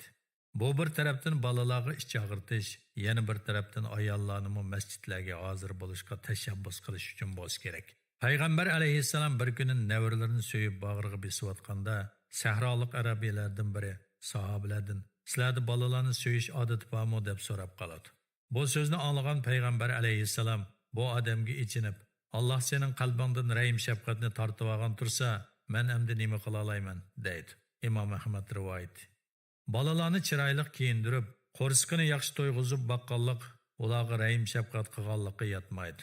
Balki ularni kelajakka elga foydali yaxshi odam qilib tarbiyalash yo'lida kuyimchanlik ko'rsatish, ularning aqliga tushib turib, mushkullarini va barcha qiyinchiliklarni birga hal qilish, ularni urmasdan, xo'rlamasdan yaxshi va ulgulik muomala qilish rahim shafqatning jumlasidandir. Balalarga qattiq qo'llik qilish, ularning dardiga quloq solmaslik, fikrlarini anglamaslik, ko'nglini tushunmaslik, bag'riga besib, peshonasiga so'yib ko'nglini olmaslik qatorliq bir yurish salbiy muomalalar rahim shafqatni bilmaydiganlarning qiliqidir. 810-savol. Ayollarga qanday rahim shafqatli bo'lish kerak? Javob. Payg'ambar alayhissalom ayollarga eng mehr shafqatli zot edi. Ayollarga bakmi ko'ynatdi. Ularning uy ishlariga yordamlashadi. Dardlarini ko'ngli qo'yib tingishaydi. Fikrlarini anglaydi. Hatta umumiy musulmonlarning ishlariga munosabatlik cho'ng ishladimi, ayollar bilan kengashadi, fikrlarini oladi. Payg'ambar alayhissalom va musulmonlar safarga chiqqanlarida ayollarni to'g'ilab ko'taradigan mahfilaga o'ltirg'izib, hurmat bilan elib mangadi. Payg'ambar alayhissalom yo'l bo'yi to'g'ilani yetlab manganlarda bu nozik shishalarni siliq elib menglar deb tavsiya qilib turadi. Ibn Majah va Darimi rivoyat. Payg'ambar alayhissalom ayollarni nozik shishalarga o'xshatgan. Haqiqatan ular va ularning ko'ngli noziklikda xuddi shishaga o'xshaydi. Ayollar umuman hissiyatchan bo'lganlikdan tez ranjib qoladi va tez o'zgaradi. Ularga intayin siliq muomala qilishdan boshqasi ishga yaramaydi. Mehr muhabbat ayollarni asrash va ularga hurmat qilishdan boshlanadi. Payg'ambar alayhissalom mashhur vido xutbasida va vafot bo'lish oldidagi eng oxirgi tavsiyasida ayollarga yaxshi muomala qilinglar deb ta'kidlagan. 811-savol. Qizlarga qanday rahim shafqatli bo'lish kerak? Javob. Qizlarni o'g'illardan tuvan ko'rish, ularga qo'pol muomala qilish, ularni tabiatiga uyg'un kelmaydigan og'ir ishlarga buyurish, qiz bola o'qib nima bo'ladi deb ularni o'qishdan mahrum qilish, o'ygay onasining nayranlariga ishinib, ularni ezish, haqoratlash, hatto urush, ularning dardiga quloq solmay, nozik ko'ngliga azor qilish qatorliq nachar ishlarni qiladigan otalar qalblaridan rahim shafqat sug'urilib elingan baxtsiz kishilardir. Bundaqlar qanchalik taqvo suratlik musulmon bo'lib ketsin, qanchalik cho'ng olim ulamo yoki qori Qur'on, hoji karam bo'lib ketsin, baribir ko'nglida rahim shafqat bo'lmagan ekan, bundaqlarning dunyo va oxiratda Alloh taolaning rahmatiga erisha olishi notayin. Qizlarning sabilatcha pok hissiyotini suiiste'mol qilib, ularga yolg'ondan muhabbat izhor qiladiganlar, ularni o'zlarining ojiz singillarining o'rnida qo'ysin. Ularning ojiz singillarining iffati va nomusi qanchalik qimmatli bo'lsa, shu qizlarning iffat nomusi shunchalik qimmatlidir. Birovning nomusini oyoq osti qilish uni o'ltirganlik bilan teng. Sodda qizlarni aldab, Xitoy o'lkalaridagi zolim xo'jayinlarning o'yin kulgisini qizitish uchun yiqilg'u qilib berayotgan vijdonsiz ifloslar Alloh taoladan qo'rqmagan taqdirdami bu jinoyatning badalini o'zlarining qizlari yoki och singillari to'laydigan bir kunning kelib qolishidan nazar qilsin. Payg'ambar alayhissalom nozik shishalar deb sifatlagan bu shishadek nozik yuraklarni xiyonat pichiqi bilan tirik bo'g'izlab o'ltirmasin. Shishadek nozik ko'ngillarni bir umr hasrat nadomatga qo'yishdan nazar qilsin. Bu xiyonatning o'zining och singillaridan yoki keyincha o'z qizlaridan birasiga yenib qolishidan qo'rqsin. Ma'lumki, Alloh taolo o'zining qil va qilma degan amr farmonlarga xiloflik qiluvchilarning jazosini oxiratga kechiktirsimi, qul haqqini oxiratga kechiktirgani yo'q. İnsanlarga qilingan qandoqli bir zulm, haqsizlik va yomonlikning jazosini mushu dunyoda ko'rsatib kelmoqda. Hayot musobasidagi tajribalar buning jonliq misolidir. 812 savol. Oilaning xizmatchilariga qandoq rahim shafqatli bo'lish kerak? Javob. Payg'ambar alayhissalom bu mavzuda yetarli tavsiyalarni qilgan. U mundaq degan: qo'l ostingdagilar sizlarning qarindoshlaringlarga o'xshashdir. Alloh taolo ularni sizlarning qo'l ostinglarda qildi. Nima yesanglar ularga shuningdan yetkazinglar. Nima kiysanglar ularga shu kiyinganlaringlardan kiygizinglar. Ularni kuchi yetmaydigan ishlarga sanmanglar. Ularni shundoq ishlarga buyurganinglarda ularga yordamlashinglar. Abu Davud, Ibn Majah, Ibn Ahmad rivoyat. Bu nima degan esil tavsiya? Qaysidan va qaysi qonunda bundaq barobarlikni topa olaysiz? Qandoq boy o'zining xizmatchisiga o'zi kiygan oliy tonni yoki qimmatli kostyum burilkalarni kiygizadi? Qaysi boy o'zining uy xizmatchilari bilan bir dasturxonda o'ltirib tomoq yeydi? Muhammad alayhissalomni ulgu qilgan haqiqiy musulmonlar shunday qiladi, kiygizadi, yegizadi. Payg'ambarimiz Muhammad alayhissalomning shonliq hayoti va sahobalarning kechirmishlari buning jonliq paketidir. Payg'ambar alayhissalomdan boshlab barliq sahobalar va islomning keyingi oltin davrlarida yashagan haqiqiy musulmonlar o'zlarining uy xizmatchilarini shu oilaning a'zolari deb taniydi va ularga o'z bolalariga o'xshash muomala qiladi. Payg'ambar alayhissalom o'zining xizmatchisi qora tanlik Zayd ibn Harisani o'z oilasining bir a'zosi sanganlikdan uning ismini Zayd ibn Muhammad deb ataganligi va Zaydning mushu ism bilan arablar orasida tanilganligi buning tipik misolidir. 813 savol. Hayvonlarga qanday rahim shafqatli bo'lish kerak? Javob. Payg'ambar alayhissalom mundaq degan: bir odam yo'lda ketib o'tib qattiq usab ketdi. Yo'lda bir quduq uchrab qolib, uningga tushib suv ichdi. Sirtqa chiqqanida ussizlikdan tili sangilab, tuproqni yalayotgan bir itni ko'rib qoldi. U odam o'z-o'ziga: bu it menga o'xshash qattiq usab ketibdi dedi-da, quduqqa tushib, o'tigiga suv to'ldirib, o'tikini tishi bilan tishlab quduqdan chiqib, heliqi itni sug'ardi. Alloh taolo uning bu ishiga xursand bo'lib, uning barcha gunohlarini mag'firat qilibdi. Buxoriy va Muslim rivoyat. Biz hayotimizda bir qitim bo'lsa-mu ko'chada yeydigan narsa izlab yurgan, bir itning qo'rsiqini to'yg'izdikmi yoki sizga talmirib kelgan bichara itni paskina hayvon deb putingiz bilan tepib o'tib ketib qoldingizmi? Alloh taolaning o'zlarining xizmatchisi qilib yaratib bergan va ularga bo'ysundirib bergan bichara hayvonlarni o'zlarining tamoyishini qizitish uchun qurbon qilib, itlarni talashtirib, qo'chqarlarni usishtirib, xo'razlarni so'qishtirib, qushlarni o'q etish maydonlarida qarg'a elish orqali shafqatsizliklarni qilguvchilar Payg'ambar alayhissalomning kimki bir qushqashchaqliq bir jonliqni bevoda o'ltirdigan, Alloh taolo qiyomat kuni albatta uning so'riqini qiladi degan so'zni bilmamdi. Imom Ahmad, Abu Davud, Ibn Majah rivoyati. Payg'ambar alayhissalom sahobalarni hayvonlarga rahim shafqat qilishga tashabbus qiladi. Bir kuni ularga bir mushuk sababli do'zaxga bo'lib ketgan bir ayolning qissasini so'zlab berib mundaq degan: bir ayol bir mushukni non yoki suv bermasdan uyga solab qo'yib, uning o'limiga sabab bo'lganligi uchun do'zaxga bo'lib ketgan. Buxoriy va Muslim rivoyati. Bir mushukning o'limiga sabab bo'lgan bir musulmon ayol do'zaxga kirgan yerda hayvonlarning qiynashlaridan o'zir elish va tamoshini qizitish uchun qarab turib hayvonlarni qiynaydiganlarning, hatto bilib turib ularning o'limiga sabab bo'ladiganlarning oxiratdagi ahvoli qandoq bo'lar? Payg'ambar alayhissalom kimki bir qushqachchaqliq bir jonliqni bo'g'izlagandimi, uningga rahim shafqatli bo'ladi ekan, Alloh taolo uningga qiyomat kunida rahim shafqatini cho'qim ko'rsatadi. Imom Buxoriy va Tabaroni rivoyati. Deyish orqali Alloh taolo bizga o'ltirib yeyishni halol qilib bergan hayvonni bo'g'izlashdimi, uningga rahim shafqatli bo'lishning zarurligini o'rgatgan. Payg'ambar alayhissalom bir kuni bir odamning bir qo'lida pichoq tutgan holda bir qo'yni o'ltirganini so'rab ketayotganligini ko'rib qilib, u odamga: "Ey seni, molni ikki qitim o'ltirmoqchimisan? Uni o'limga siliq ilib ba, pichoqni molning yuziga ko'rsatma, uni ikki qilib andin bo'g'izla" deb qayagan. Alloh taolo xizmatimizga selib yo'llab foydalanishimiz uchun bizga bo'ysundirib bergan shu hayvonlarning jini bizninkiga o'xshashli jon emasmi? Ularning jini og'riydi emasmi? Bu darajadagi tosh yurak insonlarning jannatning purqini puriyolishini atayin. Chunki jannat rahmatdir. U faqat rahim shafqatli bo'lganlarni qabul qila oladi. Jannatga ibodatning ko'pligi bilan emas, balki qalbning shafqati va Alloh taolaning rahmati bilan kirgil bo'ladi. 814-savol. Rahim shafqat butun ishlarda talab qilinamdi? Javob. Rahim shafqat bilan silliqlik musulmon odamning hayotidagi jimiy harakatlarida, ibodatlari, dam olishi, muomalasi, o'ltirib qopishi, shundaqla barliq ishlarda bo'lmasa bo'lmaydigan narsadir. Payg'ambar alayhissalom silliqlik qaysi narsaga kirsa, uni chiroyliqlashtirdi, u qaysi narsadan yulib elinsa, shu narsani satlashtirib yetadi deb ko'rsatgan. Imom Muslim rivoyat. 815-savol. Asi gunohkor kishilarga rahim shafqatli bo'lish kerakmi? Javob. Alloh taolo Qur'on Karimda ilgari sizlarni ana shunday edinglar. Keyin Alloh sizlarga iltifot qildi. Sura Nisa 94-oyat.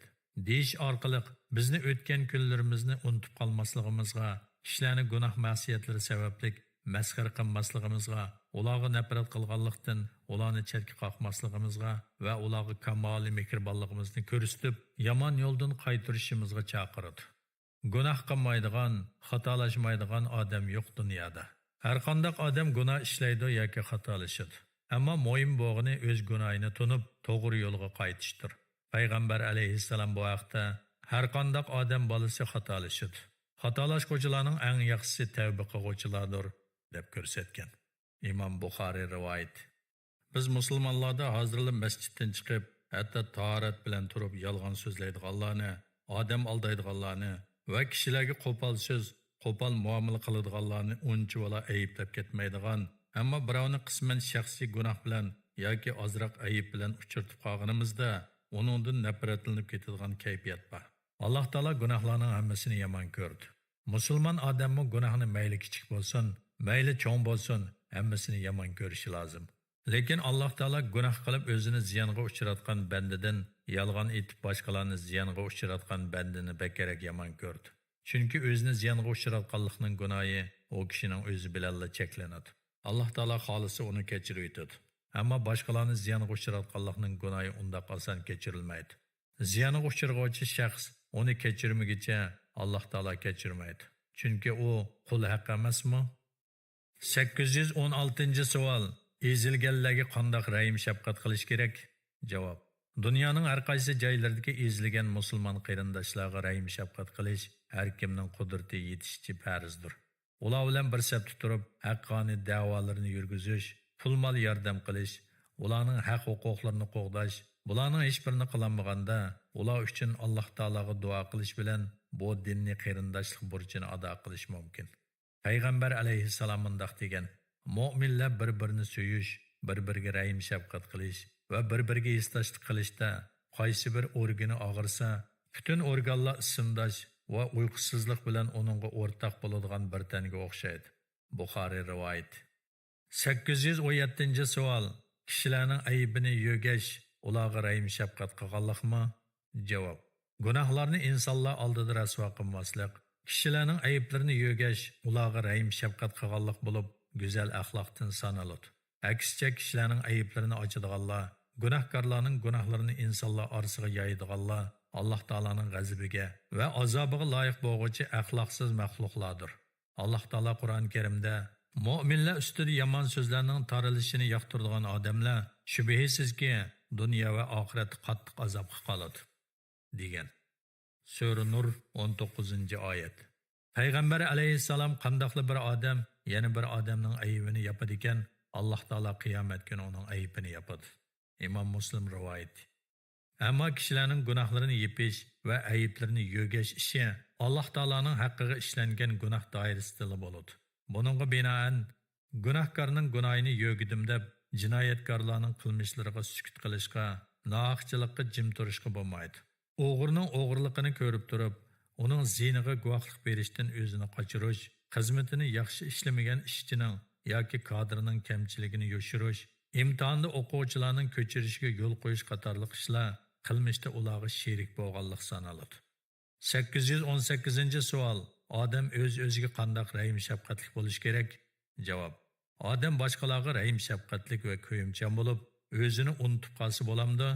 Odam o'ziga qanday rahim shafqat qiladi? Odam o'zining tan saqligiga ziyonli bo'lgan narsalarni tark etish, aroq ichmaslik, tamaki chekmaslik, zina qilmaslik bilan o'zining yuz obro'yiga salbiy ta'sir ko'rsatadigan nashoyon ishlardan yiroq turishi bilan va o'zining oxiratlik uchun ziyonli bo'lgan gunoh ma'siyatlarning qo'l uzish bilan o'ziga rahim shafqat qilgan bo'ladi. 819 savol. Bütün insoniyatga qanday rahim shafqatli bo'lish kerak? Javob. Mayli musulmon bo'lsin, mayli kofir bo'lsin, bütün insoniyatga rahim shafqatli bo'lish hargiz qiyin ish emas, balki nihoyat oson.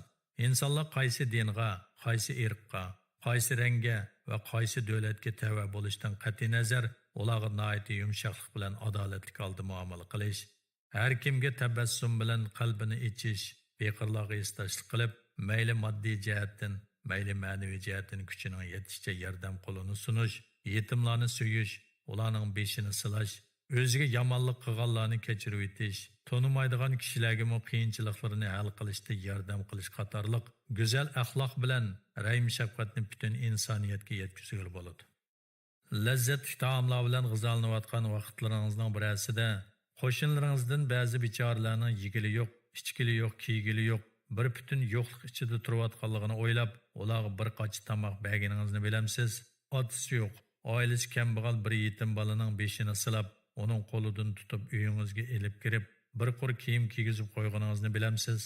Onasi yo'q, dadasi sirtda ishlab uyning kamlarini to'liqlash yo'lda yurganlikdan olg'a yetolmagan, birov bilan bir soat mo'ndishib o'ltirishga zar bo'layotgan, ko'ngli dardli bir yetim bolani uyingizga chaqirib, bosh ko'zini surtib, issiq bir qoch tomoq yegizib bo'lib, uning bilan 5 minut mo'ndashganligingizni, dardlarga quloq solganligingizni bilamsiz. Bir qitim bo'lsa-mu, ko'chada yoki yo'lda bir notanish odam biror tog'or yukni ustiga elib qo'yishingiz uchun sizdan yordam so'rag'anida ishim oldirash demasdan darhol yeniga berib, uningga yordam qilganligingizni bilamsiz. Yashinib qolganlikdan yoki kasallikdan aran mengib kelayotgan bir notanishni mashinangizga yoki avtobusga o'ltirg'izib boradigan yerga olib qo'yganingizni bilamsiz. Mashinasi buzilib yo'lda qolgan biri uchun aldirash ishingiz bo'lsa-mu to'xtab, uningga yordam qilganingizni bilamsiz. Gez jurnallarda yoki televizorlarda yoki internet torlarida jiddiy moddiy yordamga muhtoj bo'layotganlar to'g'riliq berilgan e'lonlarni ko'rganingizda bir qitim shularga oz bo'lsa-mu yordam puli berganligingizni bilamsiz. Agar yuqorqi savollarning javobi ha bo'lsa, siz rahim shafqatli odamsiz. Alloh taolaning rahmati dunyo va oxiratda sizni qorshaydiganligidan xotirjam bo'lsangiz bo'ladi. Agar javobingiz yo'q bo'lsa, siz tosh yurak odamsiz. Muhammad alayhissalomning axloqidan to'limi yiroq ekansiz.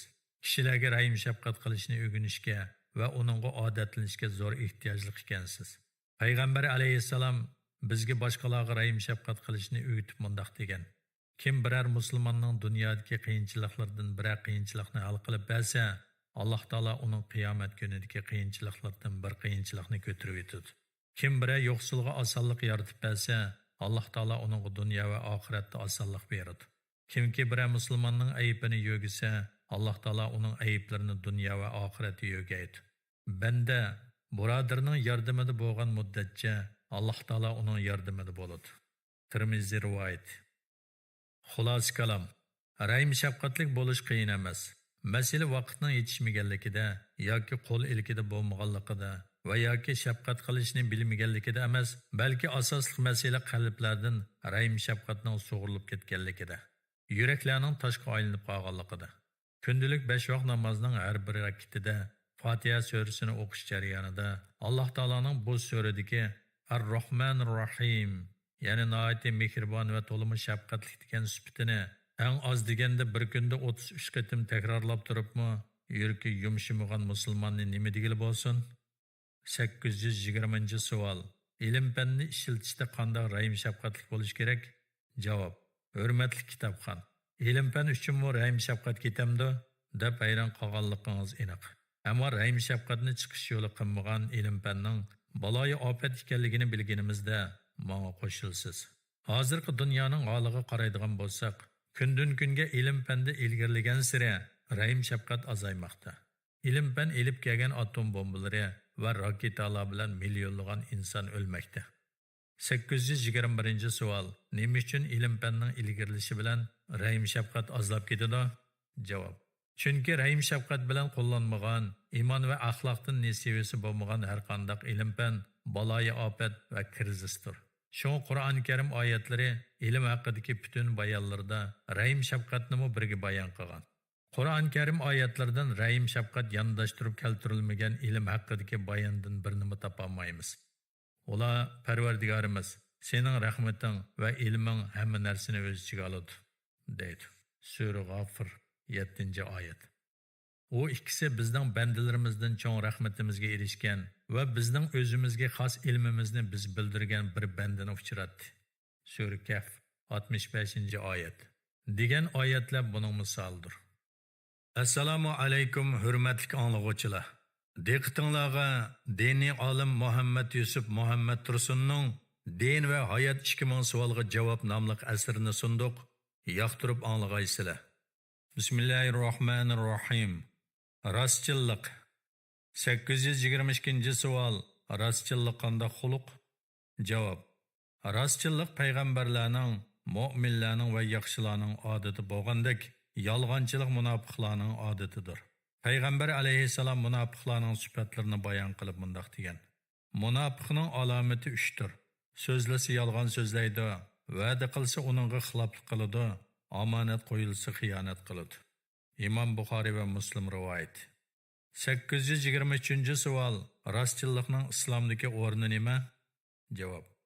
Payg'ambar alayhissalom mundaq degan. Sizlar menga 6 ishda kafolat beringlar. Men sizlarga jannatni kafolat qilaman. So'zlaganda rost so'zlanglar, va'da qilsanglar uningga vafo qilinglar, omonat tutsanglar uni vaqtida ado qilinglar. A'zoyinglarni zinodan saqlanglar, ko'zinglarni haromdan saqlanglar, qo'linglarni yomon ishlardan va haromdan yig'inglar.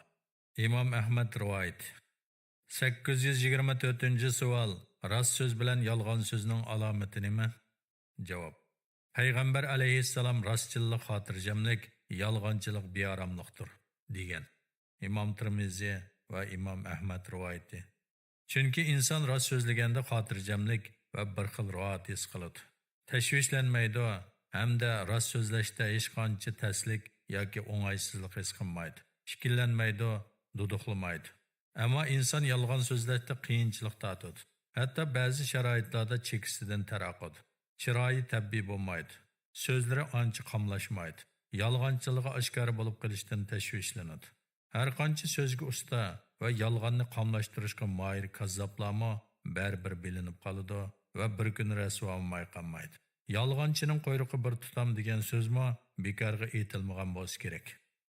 Yuqorqi hadis payg'ambar alayhissalomning mo'jizlik so'zlaridan bo'lib, oyatlik musofirlari bu so'zning haqligini isbotlab kelmoqda. Chunki bu so'z mayli kuffar, mayli musulmon har qanday odamning nazarida haq so'zdir. 825-savol. Yolg'onchilikning xiyonat turi qaysi? Javob. Payg'ambar alayhissalom mundaq degan. Eng chong xiyonat seni rostchil deb biladigan birisiga yolg'on aytib, uni ishontirishingdir. Abu Davud, İmam Ahmad rivoyat. Sizga yuragidan ishonadigan, sizning qandaqli bir so'zingizning rostligidan qilch shaklanmaydigan do'stingizga yolg'on so'zlashingiz, uning sizga bo'lgan chin ishonchiga va do'stligining hisobiga qilgan eng chong xiyonat emasmi? 826-savol. Yolg'onchilikning eng chong xatri qaysi? Javob. Yolg'onchilik odamni iymondan chiqaradigan yomon xuluqdir. Payg'ambar alayhissalomdan mu'min odam qo'rqinchoq bo'lamdi deb so'raganda, ha deb javob bergan. Yana mu'min odam bexil bo'lamdi deb so'ralgandimi, ha deb javob bergan. Ondan mu'min odam yolg'onchi bo'lamdi deb so'ralganida, yo'q deb javob bergan. İmam Malik rivoyat. Chunki birovning qo'rqinchoqligining yoki bexilligining ziyni ko'pincha u kishining o'ziga bo'ladi. Ammo birovning yolg'onchiligining ziyni ko'pincha boshqalarga bo'ladi. Yolg'onchilik insonlarni tasavvur qilib qo'yg'isiz ziyon zahmatlarga uchirtadi. Shunga uning gunohimi og'ir, jazosimi qattiq bo'ladi. Yolg'onchining haqiqiy ma'nodagi mu'minlardan bo'lolmaydiganligi, yolg'onchilikning gunohning cho'ngligini bilish uchun yetarlidir. 827-savol. Haqiqiy rostchilik qaysi? Javob. Hijriya 3-asrning ulamolaridan Junayd mundaq degan ekan. Haqiqiy rostchilik yolg'ondan boshqa narsa seni qutuldiranmaydigan sharoitda rost so'zlashingdir. Rostchilikning insonni hamisha qutqizuvchi ekanligida shak yo'q. Rost so'zlagan nijot topadi degan mashhur so'zmi shuning uchun aytilgan bo'lishi mumkin. Qutulish uchun yolg'on aytishdan boshqa chorasi qolmagan odamningmi rost so'zlashi talab qilingan yerda oddiy ishlar uchun, hatto yolg'on aytmasimi hech qanday ziyon bo'lmaydigan ishlar uchun yolg'on aytayotganlarni nima degili bo'lsin? 828 savol. Rostlikqa odatlanishning yo'li nima? Javob. Shaksizki, odam o'zida rostchilikni yetildirishi uchun oldi bilan Alloh taologa taqvolik qilishi, ya'ni har ishda Allohning ko'rsatmalari ichida harakat qilishi va Allohning g'azabiga loyiq bo'lib qolishdan qo'rqishi, ondan rostchil, taqvodor, yaxshi kishilar bilan o'ltirib qo'pishi lozim. Alloh taolo Qur'oni Karimda: "Ey mu'minlar, Allohga taqvodorlik qilinglar va rostchillar bilan bo'linglar" deyish orqali rostchillikning taqvolik ekanligi va rostchillar bilan bo'lishning taqvolikka yetishning yo'li ekanligini ko'rsatib bergan. Sura Tavba 119-oyat. Rostchillikning taqvolik ekanligi va rostchillar bilan bo'lishning taqvolikka yetishning yo'li ekanligini ko'rsatib bergan. Rostchillikning turlari. 829-savol. Niyatdagi rostchillik qanday bo'ladi? Javob. Niyatdagi rostchillik qilmoqchi bo'lgan har qanday bir ishda Alloh roziligini ko'zlashdir. İnsan her işte Allah razılığını közləş arqalıq adətki dünyalıq işlərini ibadet qatarığı ötküzələydi və savabqa erişdirdi. Şundaqla bu yaxşı niyetinin bərkiti bilən məqsədiga yetidi. Demək, yaxşı niyet adətni ibadətki öyrəydiğən sehirli xislətdir. Yaxşı öyrəniş qılıb, yaxşı oqub dinimga, vətənimga, xalqimga və insanlarga mənfəətlik adam bolaman degan niyet bilan dərs müzakir qilgan o'quvchi boy bo'lib oilamning ehtiyojini haloldan qamdayman, xayri ihson va sadiqalarim bilan Allohning yo'qsul bandalarining beshini silayman degan niyat bilan ishlagan tijoratchi ishimni qaytarqanim rivojlik qilish orqali haloldan topganlarimni oilamga sarf qilaman degan niyat bilan kasb qilgan hunarvan vazifamni qaytarqanib to'g'ri yo'sinda va haqiqiy ishlash orqali olgan maoshim bilan o'zimning va oilamning ehtiyojlarini qamdayman degan niyat bilan ishlagan kodir yoki ishchi turmush qurish orqali harom ishlardan saqlanaman va diyonatli bir oila qurib chiqaman degan niyat bilan o'ylangan qiz yigit albatta Alloh taolaning savobiga erishadi. 830-savol. So'zdagi rostchilik qanday bo'ladi? Javob. Payg'ambar alayhissalom hamisha: "Ey Alloh, menga rostchil til ato qilgin" deb duo qiladi. Imom Tirmizi va Ahmad rivoyat. Balalik davridan boshlab rostchilligi bilan tonilgan, hatto kuffarlarmi uning rostchilligini tasdiqlaydigan bir payg'ambar bu duoni o'qigan yerda biz kech-kunduz bu duoni o'qib Allohdan bizni rostchil bandalardan qilishini tilashga qanchalik muhtoj bo'layotganligimizni bilamsiz. Payg'ambar alayhissalom mundaq degan: "Rostchil tijoratchi qiyomat kunida payg'ambarlar, rostchillar va shahidlar bilan birga bo'ladi." Ibn Majah, Ibn Ahmad rivoyat. Bu hadis hunarvan, ishchi xizmatchi, dehqon, chorvachi qatorliq rizq yo'lida yurgan har qanday kishiga qartilgan bo'lib, rostchillik qanday ish bilan yoki qanday joyda ishlagan bo'lsin, payg'ambar alayhissalom bishorat bergan rostchil tijoratchiga qo'shiladi. Chunki rostchillik har qanday joyda, butun ish harakat va gap so'zlarda talab qilinadi. 831-savol. Amaldagi rostchillik qanday bo'ladi? Javob. Alloh taolo yana mundaq degan: "Mu'minlarning ichida Allohga bergan ahdini amalga oshirgan nurg'un kishilar bor." Sura Ahzab 23-oyat. Bu oyatning tushish sababi mundaq edi. Sahobalardan Umayr ibn Hammam Badr g'azotida bo'lgan kuni payg'ambar alayhissalomga mundaq dedi: "Ya Rasululloh, agar men shu dushmanlarga qarshi jang qilib o'lib ketsam, rostilla jannatga kiramanmi?" Payg'ambar alayhissalom uningga: "Ha, albatta shundoq bo'lasan" deb javob berib, sahobalarga: "Turinglar, kengligi osmon va zaminga teng keladigan jannatga kirish uchun jihad qilinglar" dedi. Bu vaqtda Umayr poh dedi. Payg'ambar alayhissalom uning qarab: "Ey Umayr, sana nim bo'ldi?" deb so'raydi. Umayr: "Ya Rasululloh, men rastilla jannat ahli bo'la olamdiman" dedi. Payg'ambar alayhissalom: "Sen zodi jannat ahlidinsan" dedi. Imom Muslim rivoyat.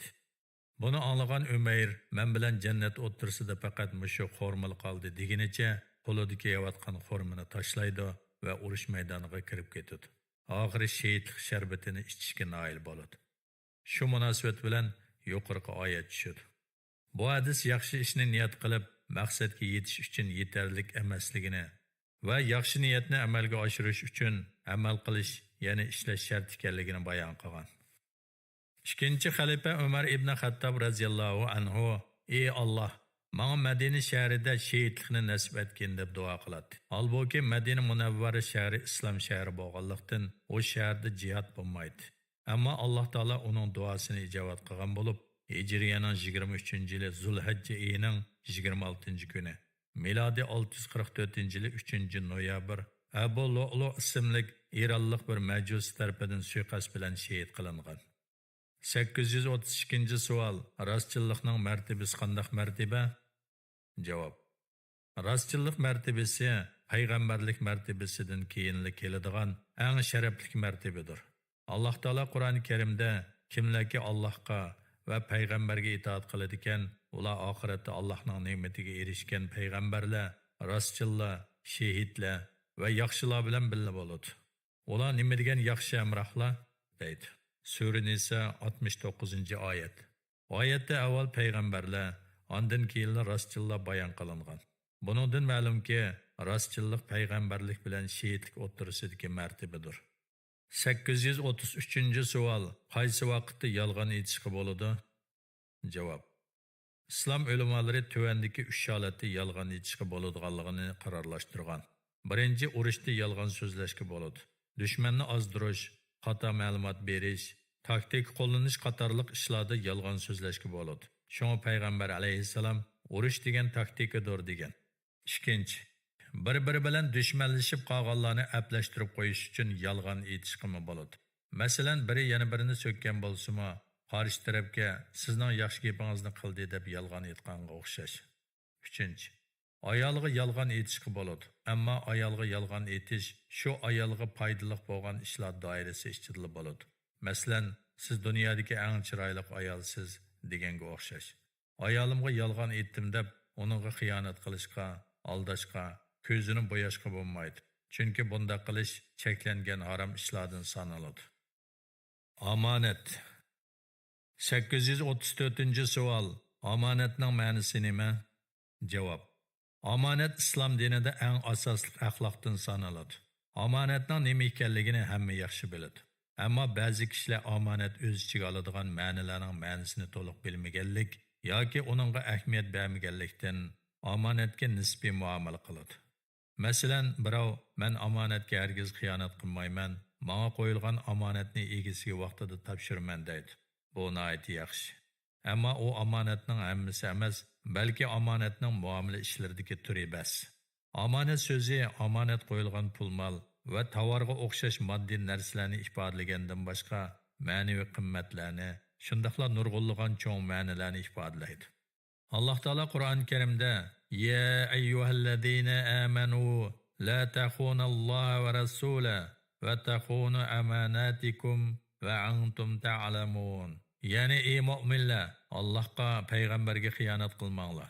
Sizlarga qo'yilgan omonatlarga bilib turib xiyonat qilmanglar deb ko'rsatgan. Sura Anfal 27-oyat. Omonatning aksi xiyonatdir. 835-savol. Allohga xiyonat qilish deganning ma'nosi nima? Javob.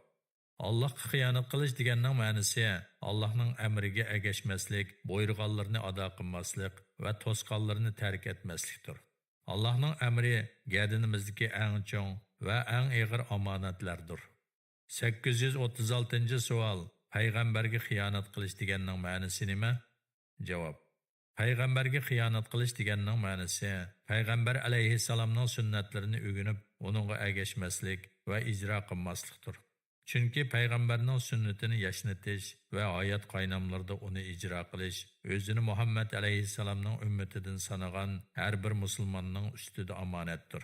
Payg'ambar alayhissalomning sunnatlari zamonimizgacha mushu yo'l bilan yetib kelgan. 837-savol. Omonatning yo'qolishidan kelib chiqadigan xatarlar qaysilar? Javob.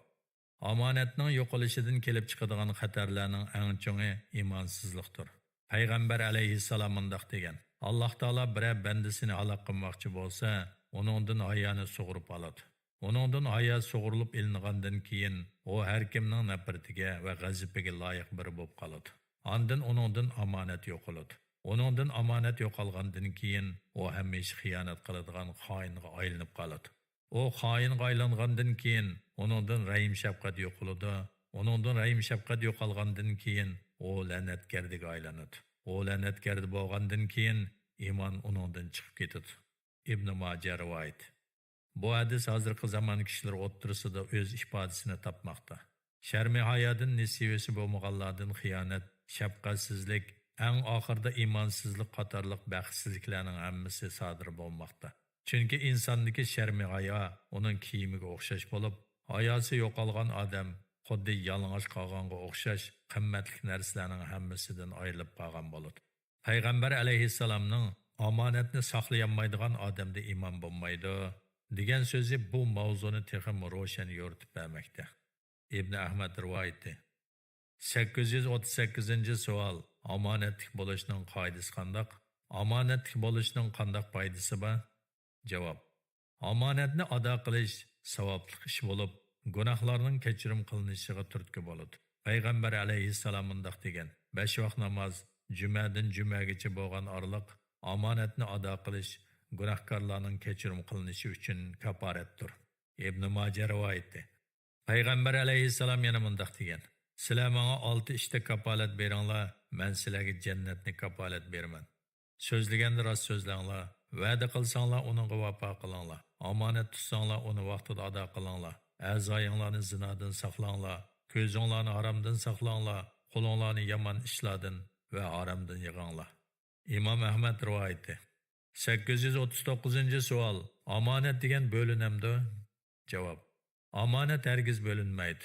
Omonat har kimga o'xshash darajada bir xil ijro qilinadi.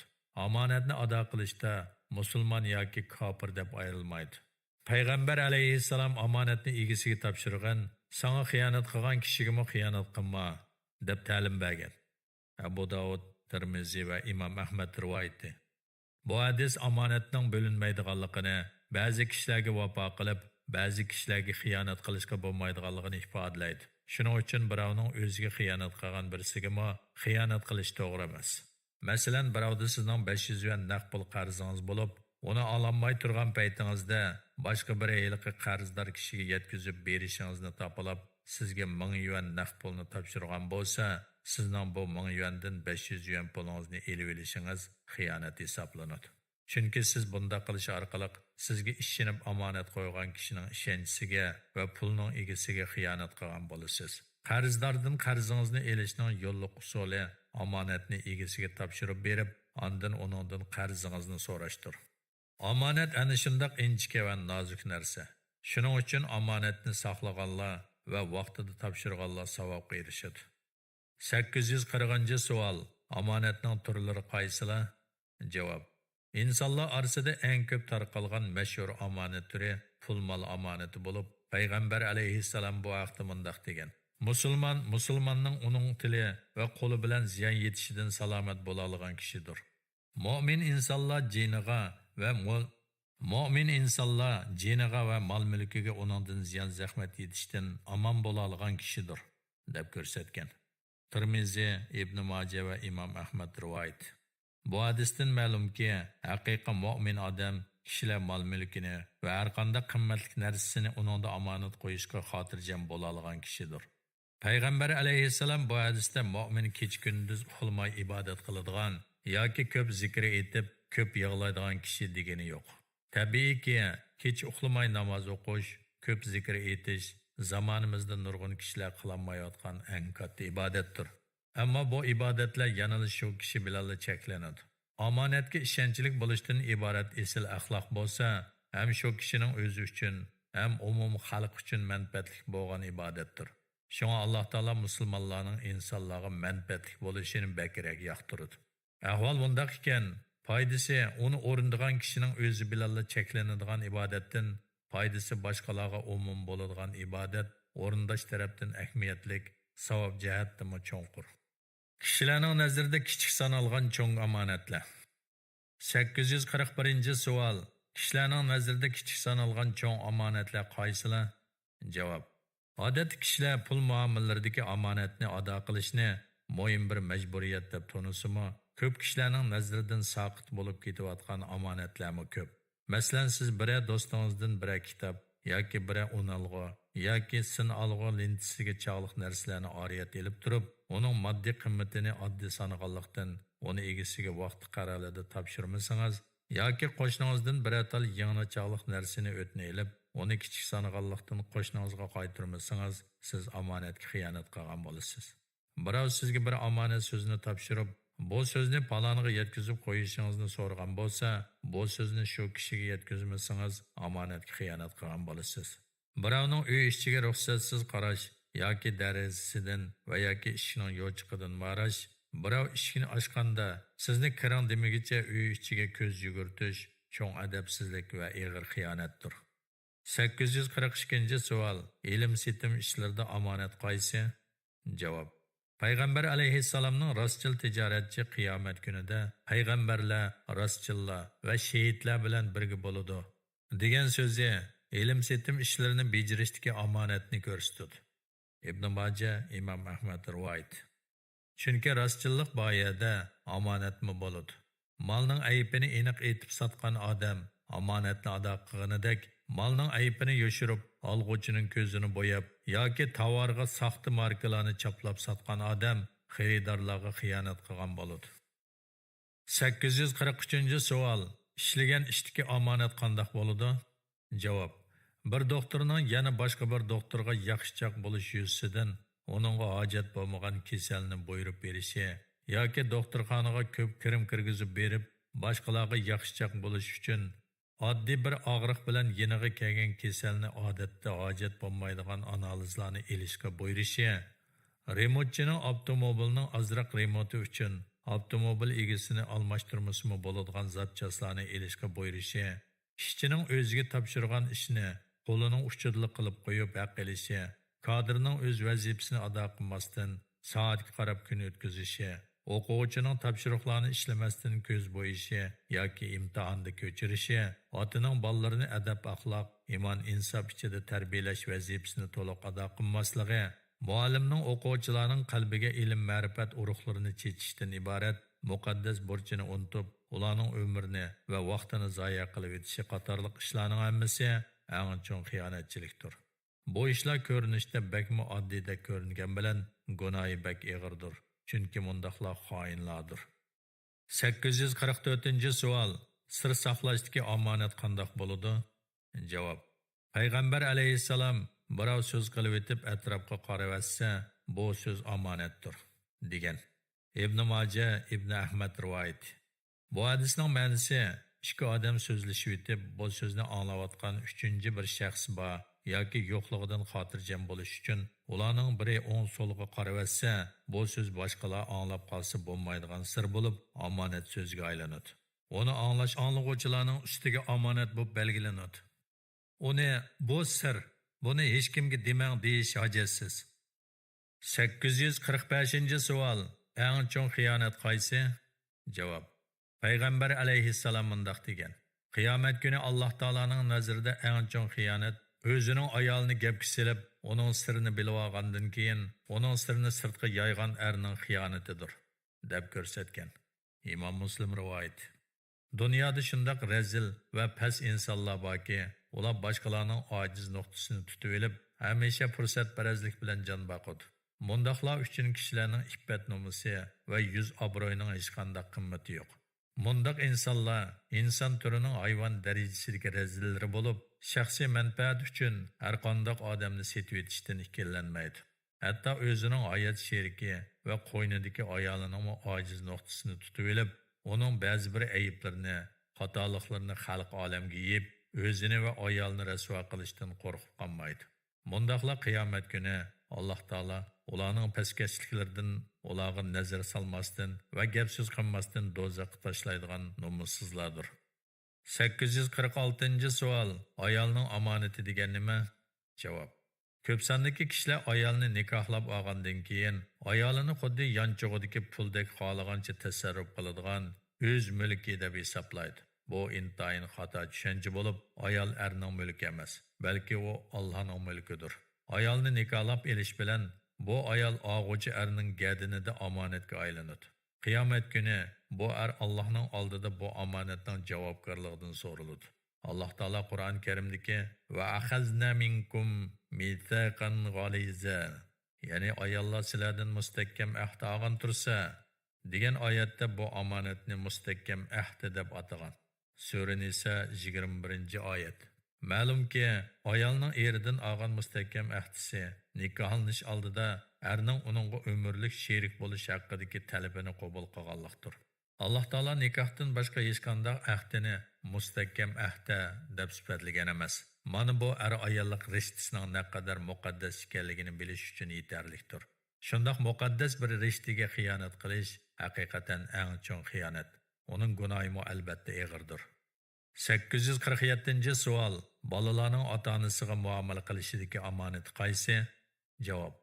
Bolalarning ota-onasiga qiladigan muomalasidagi omonat ularga xiyonat qilmasligi, ularning ruxsatsiz uydan pul-mol yoki oddiy bir narsani olmasligidir. Garchi olgan narsasi tilga og'uvchiligi yo'q oz miqdordagi narsa bo'lsa-mu, ularning ota-onasining ruxsatsiz elishi xiyonat hamda tadrijalda ko'proq elib, cho'ngroq xiyonat qilishning muqaddimasidir. Qizlarning ota-onasining ruxsatsiz holda yigitlar bilan pesh tortishib yurishi, maxfiy joylarda uchrashishi ota-onasiga va ularning ishonchisiga qarshi qilingan eng chong xiyonatdir. Qiz agar axloqiy jihatdan buzilishga taraqqiy qilib borsa, xiyonat darajasi oshadi. Uning ota-onasini xalq olam oldida yerga qaratganlik jinoyati ayrim bir xiyonatdir. Shundaqla